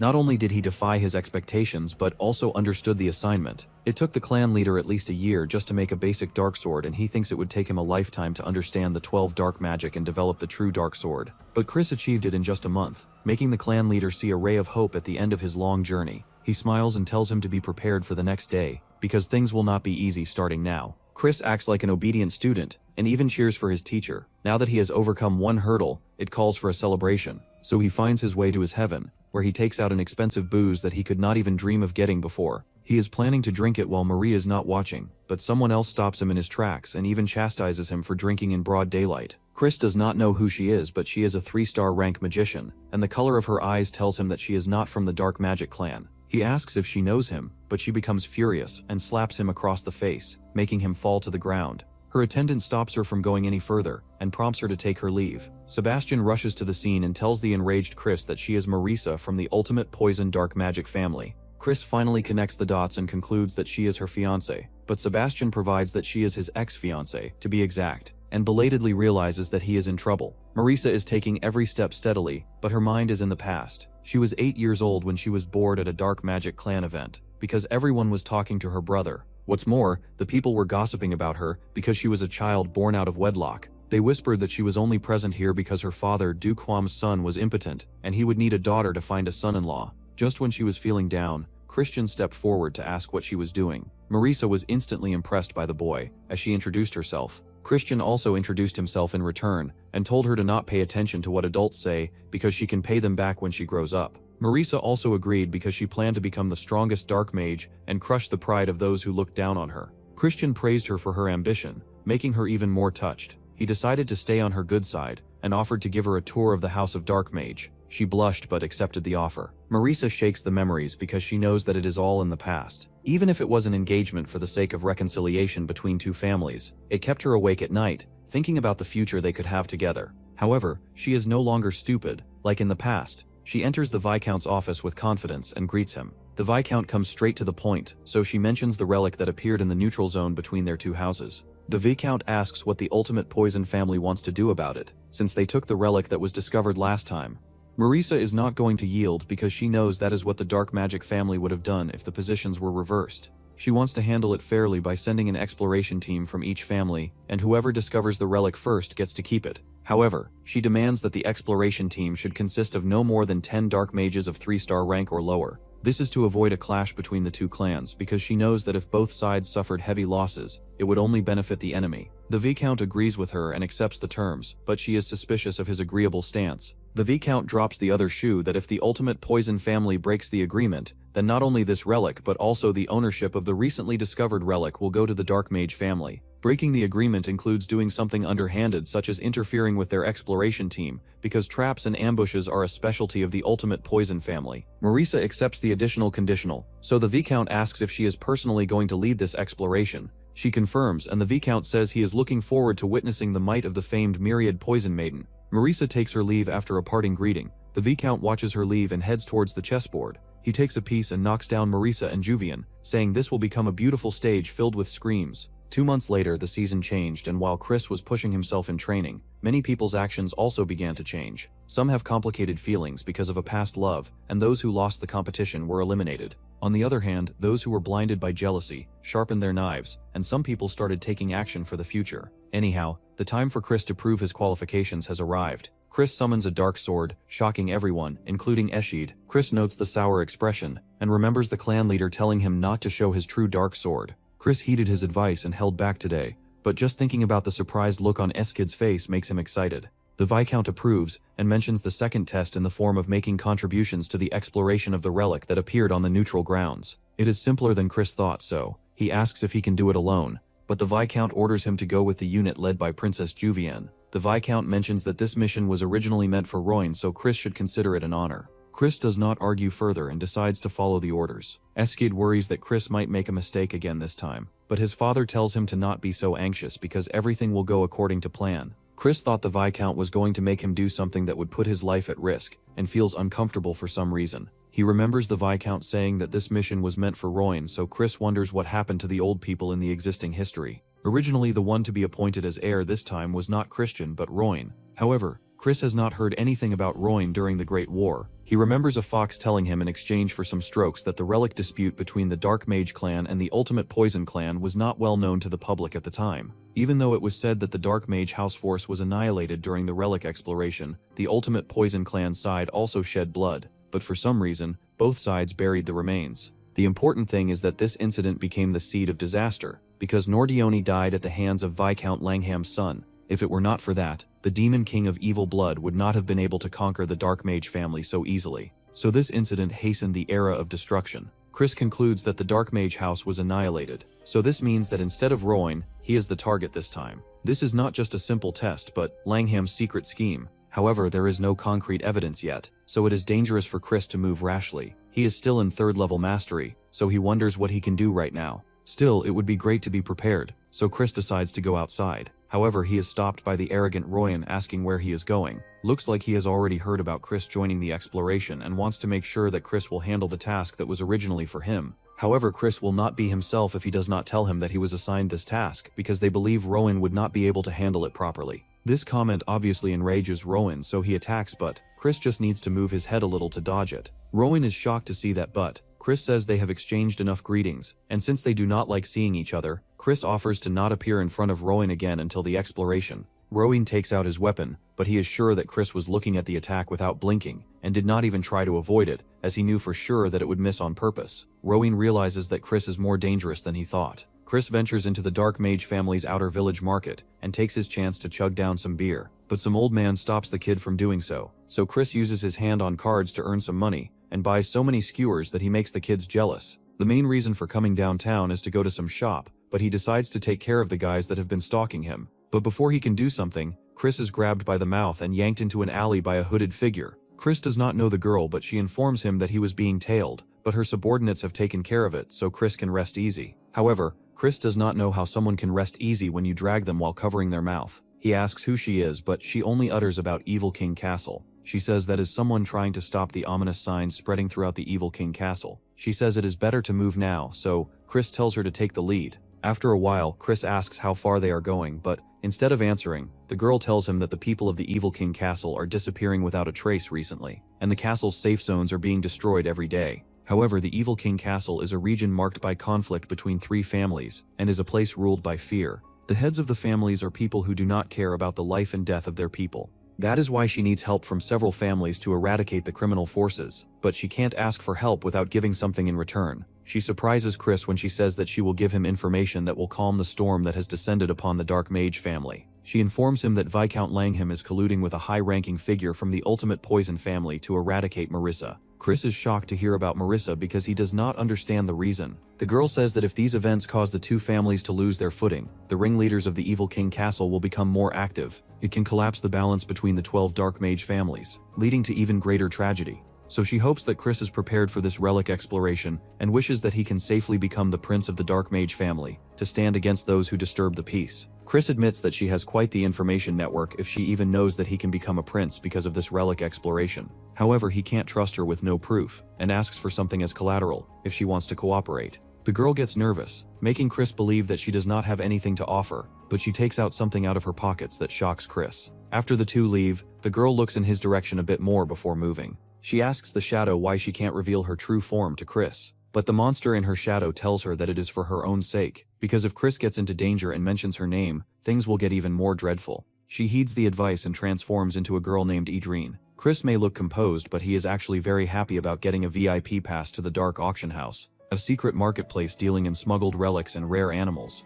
Access cards are issued only to verified nobles or wealthy individuals. In the past, none of the warriors had a card, so it was quite difficult to get in. The card reads Leah de Balfman, but Chris has never heard this name before. He remembers the girl telling him about the scheme of the 2 families, but Chris shakes his head since he can't trust her without confirming her identity, so for now it is better for him to prepare. His preparations include sending a message pigeon and meeting up with some guy.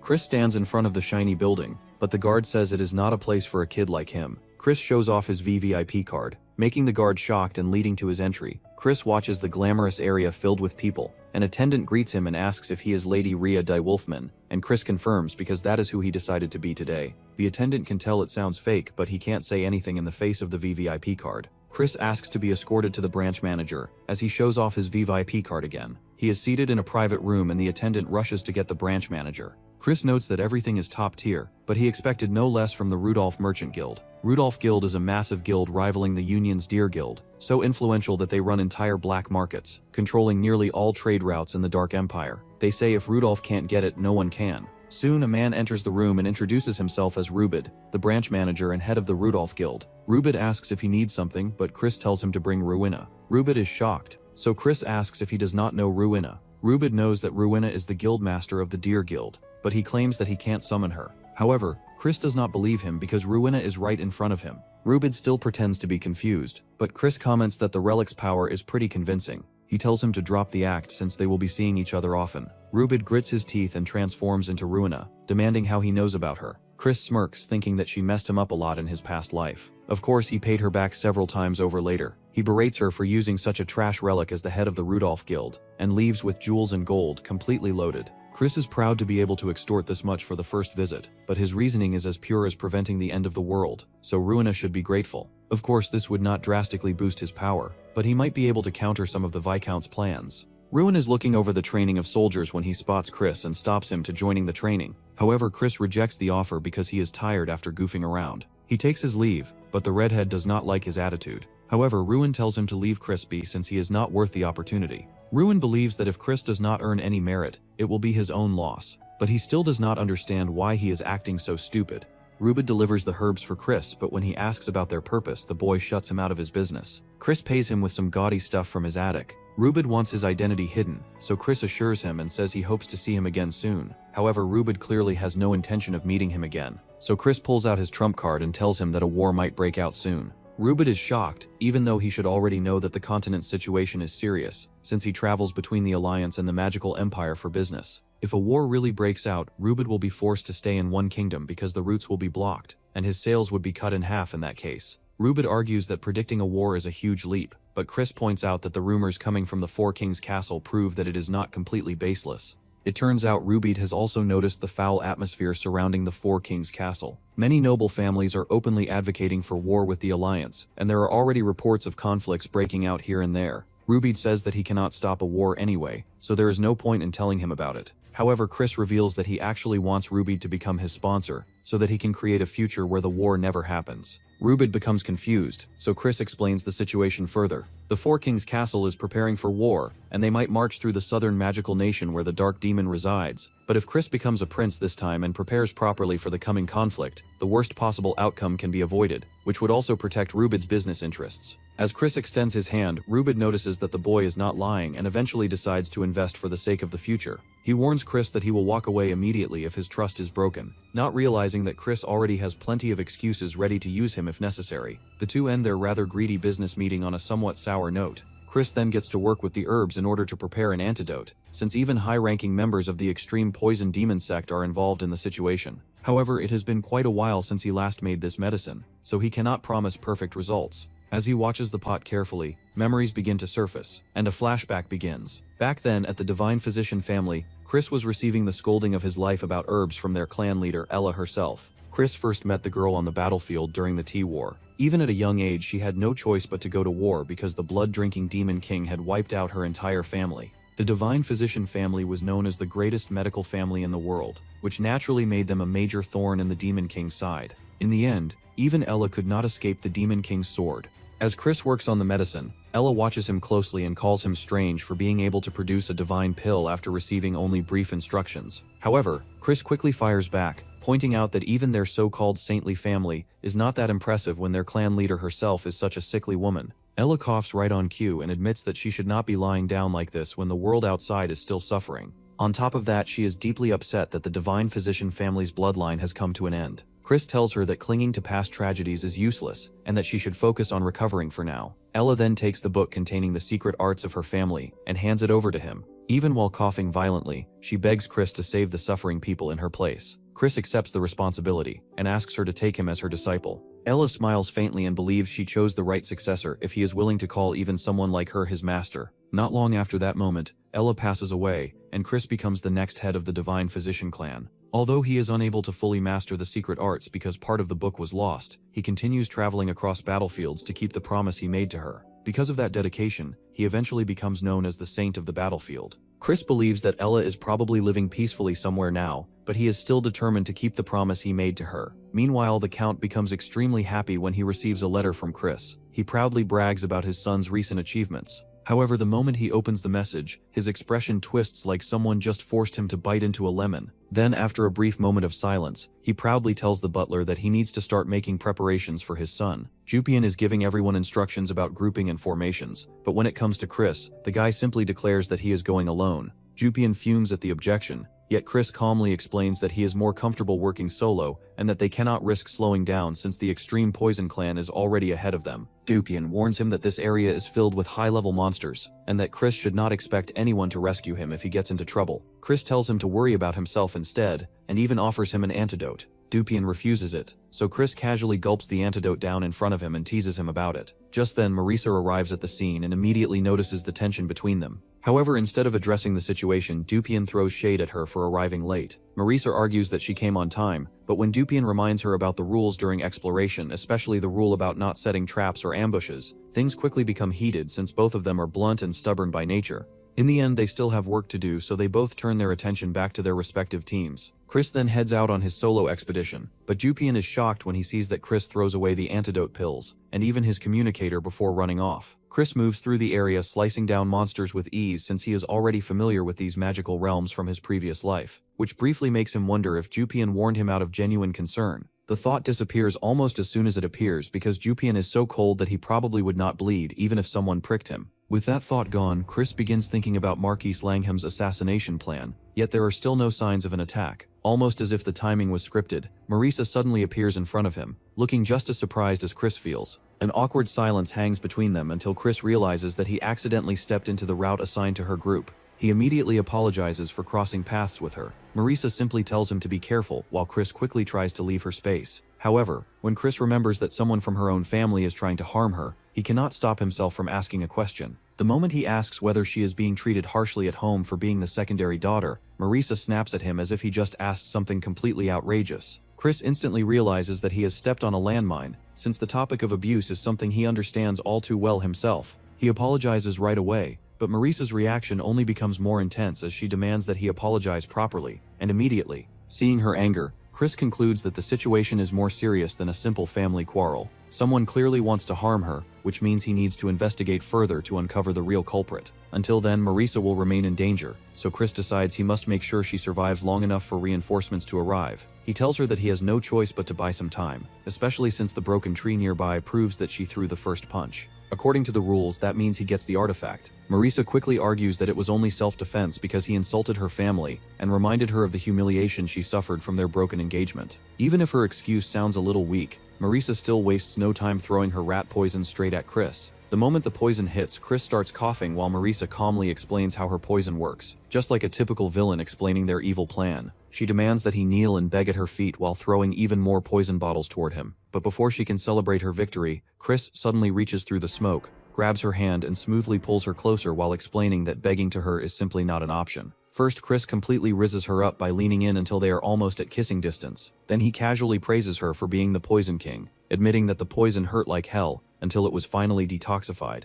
When Marisa comes back to her senses, she confidently claims that she is the only one who has the antidote. Chris simply tells her that he took inspiration from the Divine Doctor clan and created a universal antidote for himself. Marisa does not understand what he means, but instead of giving her a full explanation, Chris suddenly karate chops her and knocks her unconscious. He then catches her in his arms in a surprisingly romantic way and promises that he will save her. Not exactly the kind of move you would expect from someone dealing with his future wife. Next, Chris ties her to a tree and somehow pulls out her communication device from who knows where. He fiddles with it and sends a message to her team asking them to send a distress signal. After creating all this chaos, he feels confident that he will not run into them again anytime soon. Chris then dashes through the forest like a ninja while giving us a small lecture about relics. These mysterious items are either hidden away for centuries or suddenly fall from the sky, almost as if the gods themselves are throwing challenges at the insignificant beings living on Earth. The relic discovered this time is expected to be the Amulet of Twilight. According to Lena, the relic's abilities were uncertain at first, which is why it was mostly ignored.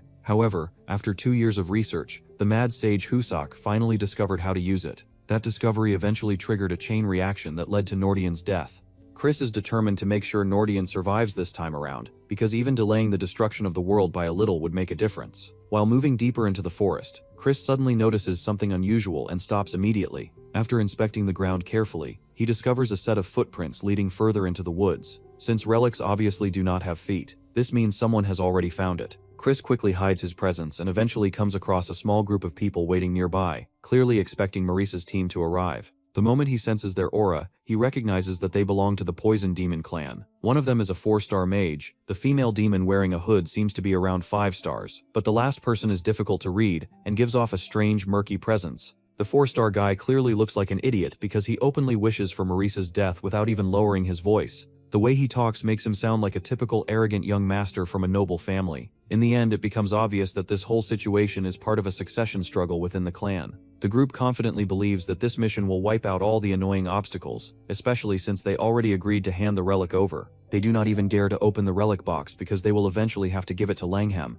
and looking inside would only make them feel worse about losing it. The idiot finally orders the other two to go search for Marisa while he stays behind to guard the relic. Chris briefly considers attacking the 4-star mage directly, but he quickly decides that fighting head-on would be unnecessarily troublesome. Stealing the relic sounds like a much better plan. As he observes the surroundings, he notices a group of monkeys nearby, and immediately comes up with the perfect distraction. Meanwhile, the dumb guy is lazily yawning like a background character when something suddenly drops on his head. The mysterious object turns out to be monkey poop. Furious and completely humiliated, the guy starts fighting with the monkeys, and even chases after them into the forest. With the guard distracted, Chris quietly approaches the relic. However, instead of simply stealing it, he decides to have a little fun with the situation. He takes out an amulet designed to store magic beasts, and wears it around his neck. Then he opens his storage matrix and rummages through it until he finds a matching relic box that he previously obtained from Ruina. After carefully swapping the boxes, he excitedly opens the relic container. But the moment he looks inside, he realizes that the relic inside is not the Amulet of Twilight he was expecting.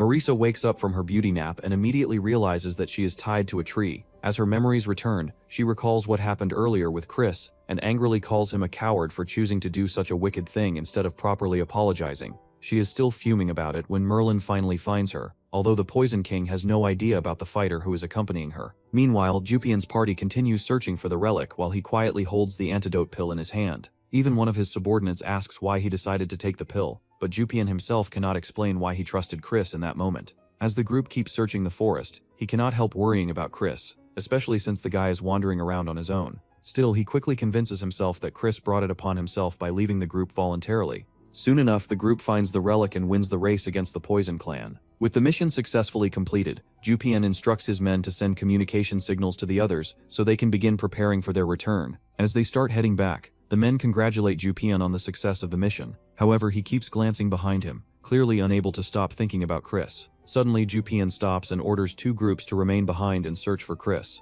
The men clearly do not want to bother with such a task, but Jupian explains that Chris still belongs to the bloodline of the main house. Even if something happened to him, they would at least need to retrieve the body to preserve the family's dignity. Just as the group prepares to leave the area, the mountain behind them suddenly collapses and blocks the exit. Jupian quickly notices a powerful aura standing at the top of the mountain, and immediately warns everyone about the ambush. Before anyone can properly stabilize their formation, a cloud of poison suddenly spreads through the area and affects the entire party. The attackers confidently assume that the battle is already over because they used blue flower, the ultimate poison created by Marisa herself. They had secretly stolen it from her laboratory so they could frame her for the attack and destroy the Dark Demon clan in the process. A hooded woman steps forward to retrieve the relic, but suddenly a sword flies toward her. She manages to block the attack at the last moment. Jupian quickly recognizes that the woman belongs to the Poison clan, and immediately points out that this attack violates the rules. However, the woman seems far more concerned about the fact that none of them have died yet. After all, it is widely known that blue flower is supposed to be deadly and has no antidote. At that moment, Jupian suddenly realizes the reason they survived. The antidote pills Chris left behind must have neutralized the poison. Meanwhile, the woman decides to eliminate everyone personally, forcing Jupian to raise his sword with trembling hands. He can sense that she is at least a 5-star mage, and in that moment he assumes that Marisa betrayed him by secretly summoning her. Just as the two sides prepare to clash, a rain of weapons suddenly falls from above and interrupts the confrontation. It turns out that Marisa and Merlin have arrived to join the battle. However, the masked woman clearly does not look happy about their appearance. She had already ordered the mole within the party to lure Marisa away. Yet not only is Marisa standing here, she is also accompanied by the vice commander of the Black Swamp Knights.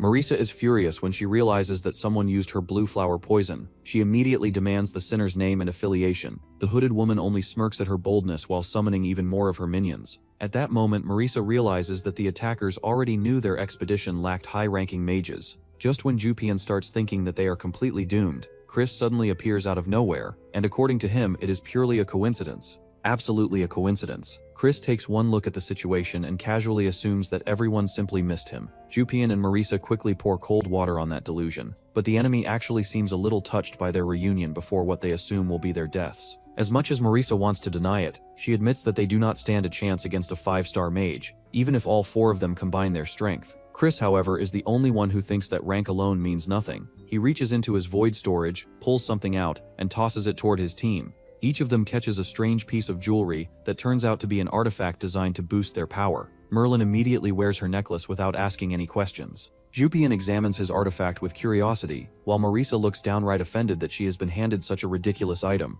However, in the very next moment, Jupian decides to put his artifact on, and he instantly feels his power surge closer to that of a 6-star mage. Chris is certain that he did not give him anything that powerful, but he decides to keep quiet about it for now. Merlin also equips her artifact without hesitation since she already received a heads up earlier. With that settled, Chris casually announces that he will be leaving because he has something more important to deal with. Merlin immediately makes him promise that they will duel once he returns, while Marisa tries to get him to stay and join the fight. However, Chris disappears before giving any response. Surprisingly, Jupian believes that Chris must have another plan in mind. Even Marisa starts to notice that something has changed since Jupian is suddenly defending him. On the other side, their enemy prepares for battle and reminds everyone to take them seriously. They proudly reveal their black steel armor, a destructive power that only those who have reached the 5-star rank can wield. Even so, Merlin steps forward without hesitation and reminds everyone that rank alone does not determine victory or defeat. According to her, arrogance is what truly brings down those who stand at higher ranks.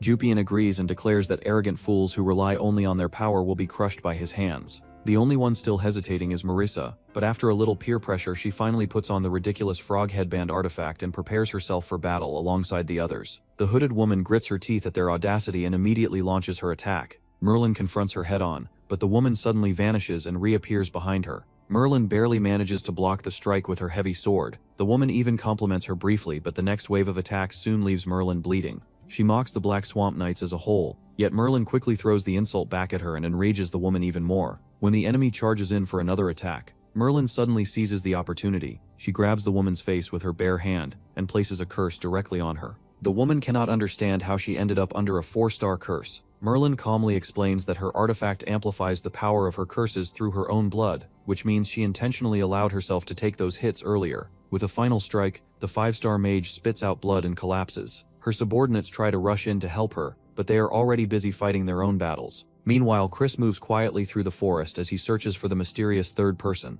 At last, the man reveals himself, his face filled with rage. Chris simply smiles back at him, clearly welcoming the challenge. Chris studies the murky core of the man standing against him and quickly realizes something feels off. The guy clearly does not belong to the Poison Clan. Instead of rushing in, Chris casually picks up a few small pebbles and flicks them forward one by one. The hooded man dodges the first few with ease, but eventually one pebble smacks directly into his mask. Before the mask can crack open, Chris carefully reads his movements and body language. The pattern gives him the answer almost instantly. The man behind the mask can only be Ashid. With no other choice left, the hooded figure slowly removes the mask and reveals his face. The situation traces back to Count Langham's plan. The strategy was simple. Jupian and Marissa would be handled separately, while Asht was assigned to deal with Chris. The instructions were very clear. No one participating in this expedition was supposed to survive. Now Asht cannot help but curse under his breath because the plan has already started falling apart. Jupian's unit is still alive, and Merlin unexpectedly joined their group as well. If Asht eliminates Chris here, someone might come chasing after the noise.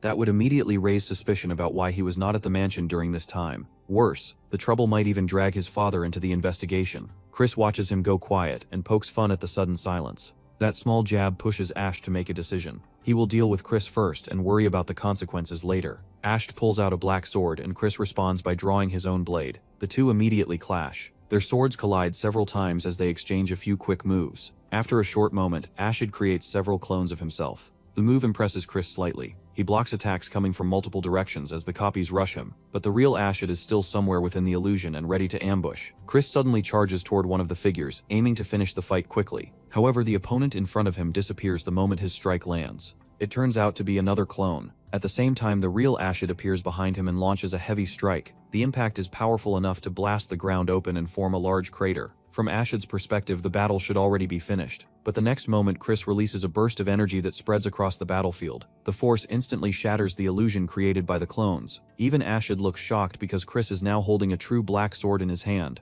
Before Ash can react, Chris closes the distance and delivers a powerful counterattack. Ash raises his weapon to block the strike, but the defense fails completely. The defeat hits him hard. Being overwhelmed by someone from a mere branch family fills him with humiliation. Chris calmly tells him to accept defeat if he does not want this embarrassing incident spreading everywhere. He even reminds Ash that such a scandal would only cause more trouble for Marquis Langham. Ashid begins wondering whether Chris already knows about the entire plan. For the moment, he decides to play along. He thanks Chris for sparing his reputation and reaches out to shake his hand. Chris accepts the gesture, but the handshake suddenly tightens. Their energies collide instantly as a surge of demonic power erupts between them. The clash hits Ashid directly. The energy burns through him, forcing him to cough up blood before he collapses unconscious on the ground. Chris remains standing where he is, quietly reminding himself that in this world, trusting anyone too easily is the fastest way to lose. Chris rushes toward the others in haste, but one look at their Sigma faces makes him question his own aura. He tells them not to come closer to him, although Marissa reminds him that they are wearing his tacky artifacts to look like that. Merlin then tells him that they have completed the mission, reporting that the mages turned into ash to leave no evidence behind.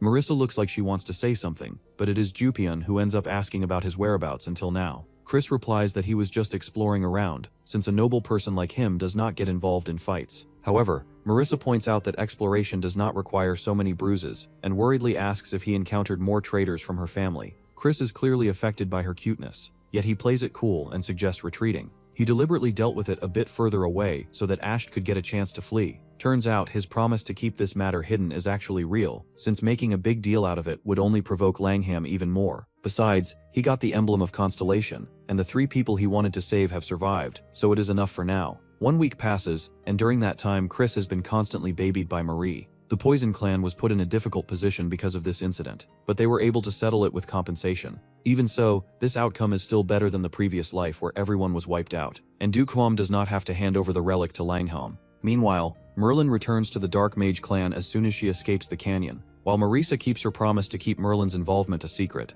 Back at the table, Marie is completely bent on feeding Chris, because her heart races whenever she even thinks about the ways she can take care of him. The boy quickly tells her not to imagine weird stuff, and reminds her that she technically no longer has a heart. However, Marie suddenly starts vibrating on purpose just to show how much her heart is affected by Chris. She even wants to hand feed him, although Chris clearly does not consent. Having no other choice, she simply shoves the spoon into his face, while continuing her one-sided flirting. From the other side of the table, Jupian watches the entire scene unfold, which somehow makes things even more awkward. Chris then tells the guy that he does not need to keep visiting him, yet Jupian insists on staying because he feels responsible for it. At this point, Chris practically wants to choke himself, especially since Marie has already started seeing Jupian as a love rival. Trying to act polite, she offers the guy some blood juice, but Jupian coldly replies that he prefers green onion juice instead. When Marie becomes visibly dejected, Chris cannot help but admit that Jupian is surprisingly strong in situations like this. However, the other boy suddenly declares that he will crush him someday, and Chris casually gives him permission to do so. Then, completely out of nowhere, Jupian thanks him, which catches Chris off guard. Chris simply tells him to speak up a little louder, and that alone makes the other guy fume at his audacity. Jupian then warns Chris that this will be the last day he gets to smile like that, because he has promised to become a prince now. Once he becomes a prince, things will be drastically different from now on, so he tells Chris to prepare himself well. Chris calmly acknowledges that things will indeed be different, because until now he was someone who was not even worth trampling for them. But the moment he becomes an equal competitor, everyone will rush forward just to trample him. Now he will have to face all sorts of big shots across the kingdom, and he even wonders whether Jupian will become one of them. The other guy notices Chris staring at him and suddenly asks if he is pretty. Chris stays completely quiet, since he can sense an unbreakable fourth wall forming right there. After a moment, Jupian finally stands up and decides to leave, perhaps feeling shy all of a sudden. Chris lets out a long breath of relief and begins to recharge himself. However, that relief does not last long, because he soon hears footsteps approaching again. Slightly irritated, he asks why Jupian returned, but when he looks closely, he realizes that it is actually Marisa standing there, arriving to grace him with her presence. Marisa swings by to check on Chris, looking worried like she's about to find him in the middle of some epic disaster. Ironically, Chris can stare down a demon lord like it's just another Tuesday. Yet the moment a woman shows up, the guy turns into a total awkward potato. Then Marisa drops the ultimate bombshell, explaining that her father wants to see him. Not just any father either, but Duke Huam himself, the big boss of the Extreme Poison Clan, and an 8-star magic lord. Naturally, Chris becomes curious. On the way there, Marisa starts grilling him about some conspiracy-related stuff, but Chris keeps everything vague and simply claims he heard the information from some mysterious source. This reminds Marisa of the moment when Merlin introduced herself and revealed her undercover mission to infiltrate the expedition. At the time, Marisa thought they were completely breaking the rules, but Merlin ended up spilling the tea. There were assassins involved, and Chris had secretly ordered her to watch Marisa's back. Marisa complains that he could have at least given her a hint, but Chris explains that he stayed quiet because she was already a target. She thanks him sincerely for saving her life, and Chris casually admits that she is important to him. That line instantly turns Marisa into a blushing tomato, because Chris suddenly sounds like he is flirting again, even though the two of them are officially broken up. Then Mr. Oblivious casually proposes a political partnership, insisting that it is actually a reasonable deal, and that their past relationship is ancient history now. He even swears that he has zero intention of getting back together or reversing the breakup. In short, they are basically strangers now. Marisa responds with the coldest death glare imaginable, although she still agrees to the proposal for the sake of their families. Meanwhile, Chris suddenly feels that classic chill running down his spine, the kind that shows up right after realizing you probably just said something incredibly stupid. When they arrive and announce themselves to Duke Hunt, the Duke greets them politely, although he looks genuinely disappointed that Marisa is not calling him father. Marisa tells him to calm down in front of guests but promises that she will join him for dinner later. After she leaves the room, Chris finds himself a little surprised because the Duke actually seems like a caring father, which is definitely not the image he expected from the head of a poison clan. Once they are alone, Chris quickly switches into full formal greeting mode. Duke Hunt comments his maturity, but admits that thinking about how Chris treated Marisa in the past makes him want to rip the guy apart. Luckily for Chris, the Duke decides to let it slide this time, since Chris saved her life during the recent incident. Then the Duke suddenly throws out a curveball and questions Chris about his connection to the Divine Doctor family. Chris had previously claimed that he obtained an antidote from an auction, yet according to the Duke, no medicine from that family was actually sold at that auction. Now cornered, Chris decides to trust his acting skills, and boldly claims that he created the antidote himself. Dukuam clearly does not believe him, but the whole situation seems amusing enough that he decides to drop the matter since Chris technically has not broken any laws. Chris immediately breathes a huge sigh of relief and begins mentally planning his fastest possible escape. However, just as he relaxes, Dukuam suddenly offers something completely unexpected. He invites Chris to join the Extreme Poison Clan. Meanwhile, somewhere else, Fresia storms straight into the Marquess's office, absolutely furious because Chris destroyed Ashid's core. Langham tries to calm things down and asks her to lower her voice, but Fresia refuses to stop ranting about how Chris is now about to become a prince. When Langham simply stays silent, she decides to take matters into her own hands and deal with Chris personally, so their son can reclaim the title of First Prince. Langham eventually throws his hands up and tells her to do whatever she wants because he honestly has no energy left to argue with her right now. At this point, the whole situation feels less like royal politics and more like classic family drama. On Inauguration Day, Marie starts gushing over Chris's outfit and hyping up her man like he just walks off a fantasy runway, but the man himself is clearly not feeling all that praise. Then his father comes over and even he has to admit his son actually looks handsome for once. Chris's brother congratulates him too, but Chris immediately reminds the kid to use his full title. The poor boy physically struggles to say something that embarrassing in front of his dad, which is honestly fair. Then the father notices Marisa and asks if Chris already apologizes to her about the broken engagement. Chris remembers her absolutely unhinged reaction back then but still tells his father that yes, he already did. Hearing that, the man perks up because there is no way Chris could ever find a more refined lady than her. So he decides to leave the two youngsters alone and walks off after giving Chris a very enthusiastic good luck. Yeah, Dad sees one girl next to his son and instantly starts shipping. Marisa is confused by the Count's reaction too, but Chris finally figures out why his father runs off like that. Then Marisa congratulates him on becoming a prince and says they are going to be seeing each other more often now. She also asks what her father said to him earlier. Chris casually explains that her father asked him to marry her. On top of that, he feels weirdly proud of himself for turning the offer down, since now the man probably will not bring it up again. But instead of being impressed, Marisa somehow looks unhappy with that answer, while our oblivious MC has absolutely no idea what he says wrong this time. Bro really fumbles a marriage proposal so cleanly and still stands there thinking he deserves praise for it. Chris finally reaches the place where the inauguration is being held, and everyone is already gathered to witness it. Even the background characters cannot help but admit that the so-called trash of the family actually earned this title. Then Marquise Langham and his wife notice a commotion and are shocked when the patriarch of the Dark Clan suddenly shows up at the ceremony. Apparently this is a huge deal because the old man never attended events like this before. The goth aunt watches the whole thing and thinks the reaction is exactly what she expected. Even she was shocked when she first heard that the patriarch planned to attend. She warned him that people will see this as him openly supporting Chris, which could make the boy a target for other nobles. But the old man said he wants to personally test the brat, who claims he is going to become the star of the house. Langham looks like someone slapped his soul out of his body, but he still bows and offers the old man a seat. Once they sit down, the patriarch orders them to proceed. So the inauguration ceremony for Chris officially begins. Chris walks forward and receives his title.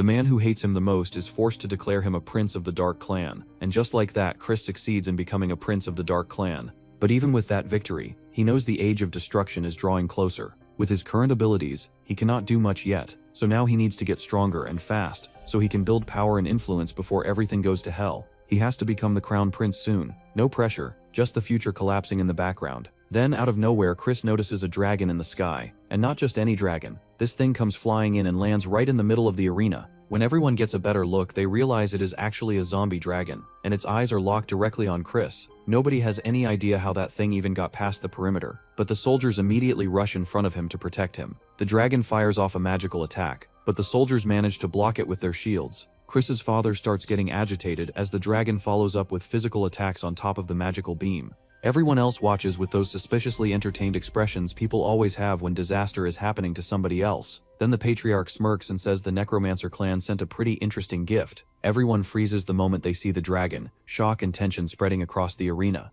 The goth aunt immediately steps forward, ready to handle it herself, but the old man stops her. She reminds him they are dealing with an undead dragon, something far beyond Chris's current level. Still, the old man just smirks and stands up, telling everyone to step back. He says it has been a while since he checked the progress of the Dark Clan's successors, and at the very least, they should be capable of slaying a dragon. Grandpa really turns a crisis into a performance test, like this is some kind of family entrance exam. Jupian is the first to move, rushing straight toward the dragon without hesitation. Julian watches her and simply smiles, calling her hot-blooded and reckless. Meanwhile, Maysock turns pale at the thought of fighting a dragon, but her mother quickly tells him that the dragon is targeting Chris, so she just needs to pretend to fight. She gets assigned background participation just to stay alive. On the battlefield, Jupian launches her splitting swords at the dragon, but the attacks do nothing, not even a scratch. At the same time, Chris removes his cape and notices the mark of the dead on the dragon. It is a secret necromancy technique used to control corpses. He does not understand why someone is targeting him during his own inauguration, but there is no time to think because the dragon keeps attacking non-stop. Then it gets worse. The dragon flaps its wings, releasing a pressure so strong that everyone around struggles to even stand. Chris quickly realizes that normal demonic energy is useless here, since even Jumpian's attacks have no effect. The dragon is already dead, so destroying its heart will not matter, and using light power in this situation is not an option either, so every obvious solution is basically off the table. Noticing the dragon is about to attack again, Chris warns Jumpian to fall back. At that moment, Julian finally decides to step in to help her useless siblings. Within seconds, she forms a bow and arrow and releases a single shot. One strike, that is all it takes to completely destroy the undead dragon. Chris is left stunned because the level of power is completely different from anything he expects. It even surpasses Ashid and reaches beyond what a 5-star mage should be capable of. Julian is supposed to be around 4-star level, but what she just shows clearly tells a different story. She casually deletes a dragon and still expects people to believe she is mid-tier. The crowd snaps out of their shock and starts cheering for her, but Chris is not celebrating. He keeps thinking about the technique she used, and it feels strange that even Julian does not notice anything unusual. He starts wondering why Julian is hiding this level of strength, and on top of that, why she is using archery despite being part of the House of Darkness. Then Julian turns toward him with a calm smile and gently congratulates him on his inauguration. Chris has no choice but to thank her back, even while his mind is still trying to process what he just witnesses. Now that the dragon is taken care of, the crowd slowly comes back to their senses and immediately starts gossiping. People begin talking about how other clans actually interfere with the inauguration ceremony. To them, this can only mean one thing. Chris is destined to walk a path full of danger until the day he dies. Then she takes the opportunity to kneel and formally pledge her loyalty to him, just like she promises before. That immediately shocks the crowd. The mad dog of the Black Swamp Knights bowing to someone for the first time is not something people expected to see today. Even Chris himself is caught off guard, but he accepts her loyalty anyway. She says she wants to fight him to her heart's content, and Chris tells her not to regret those words later. Yeah, that sounds less like loyalty and more like signing up for future violence. Right after that, another man steps forward and offers his loyalty too. Chris has no idea who he is. The man introduces himself as Kaysen, the eldest son of House Tiraman. He explains that Count Tiraman sends their loyalty as an inauguration gift. But of course there is also a request attached to it. And that request comes in the form of their so-called useless son. Chris immediately remembers Alos and even asks about his dog. Kaysen tells his younger brother to show proper respect, since Chris is now the prince he will serve. Alos is completely shocked, but Kaysen ignores him and formally asks Chris to accept the boy into his service.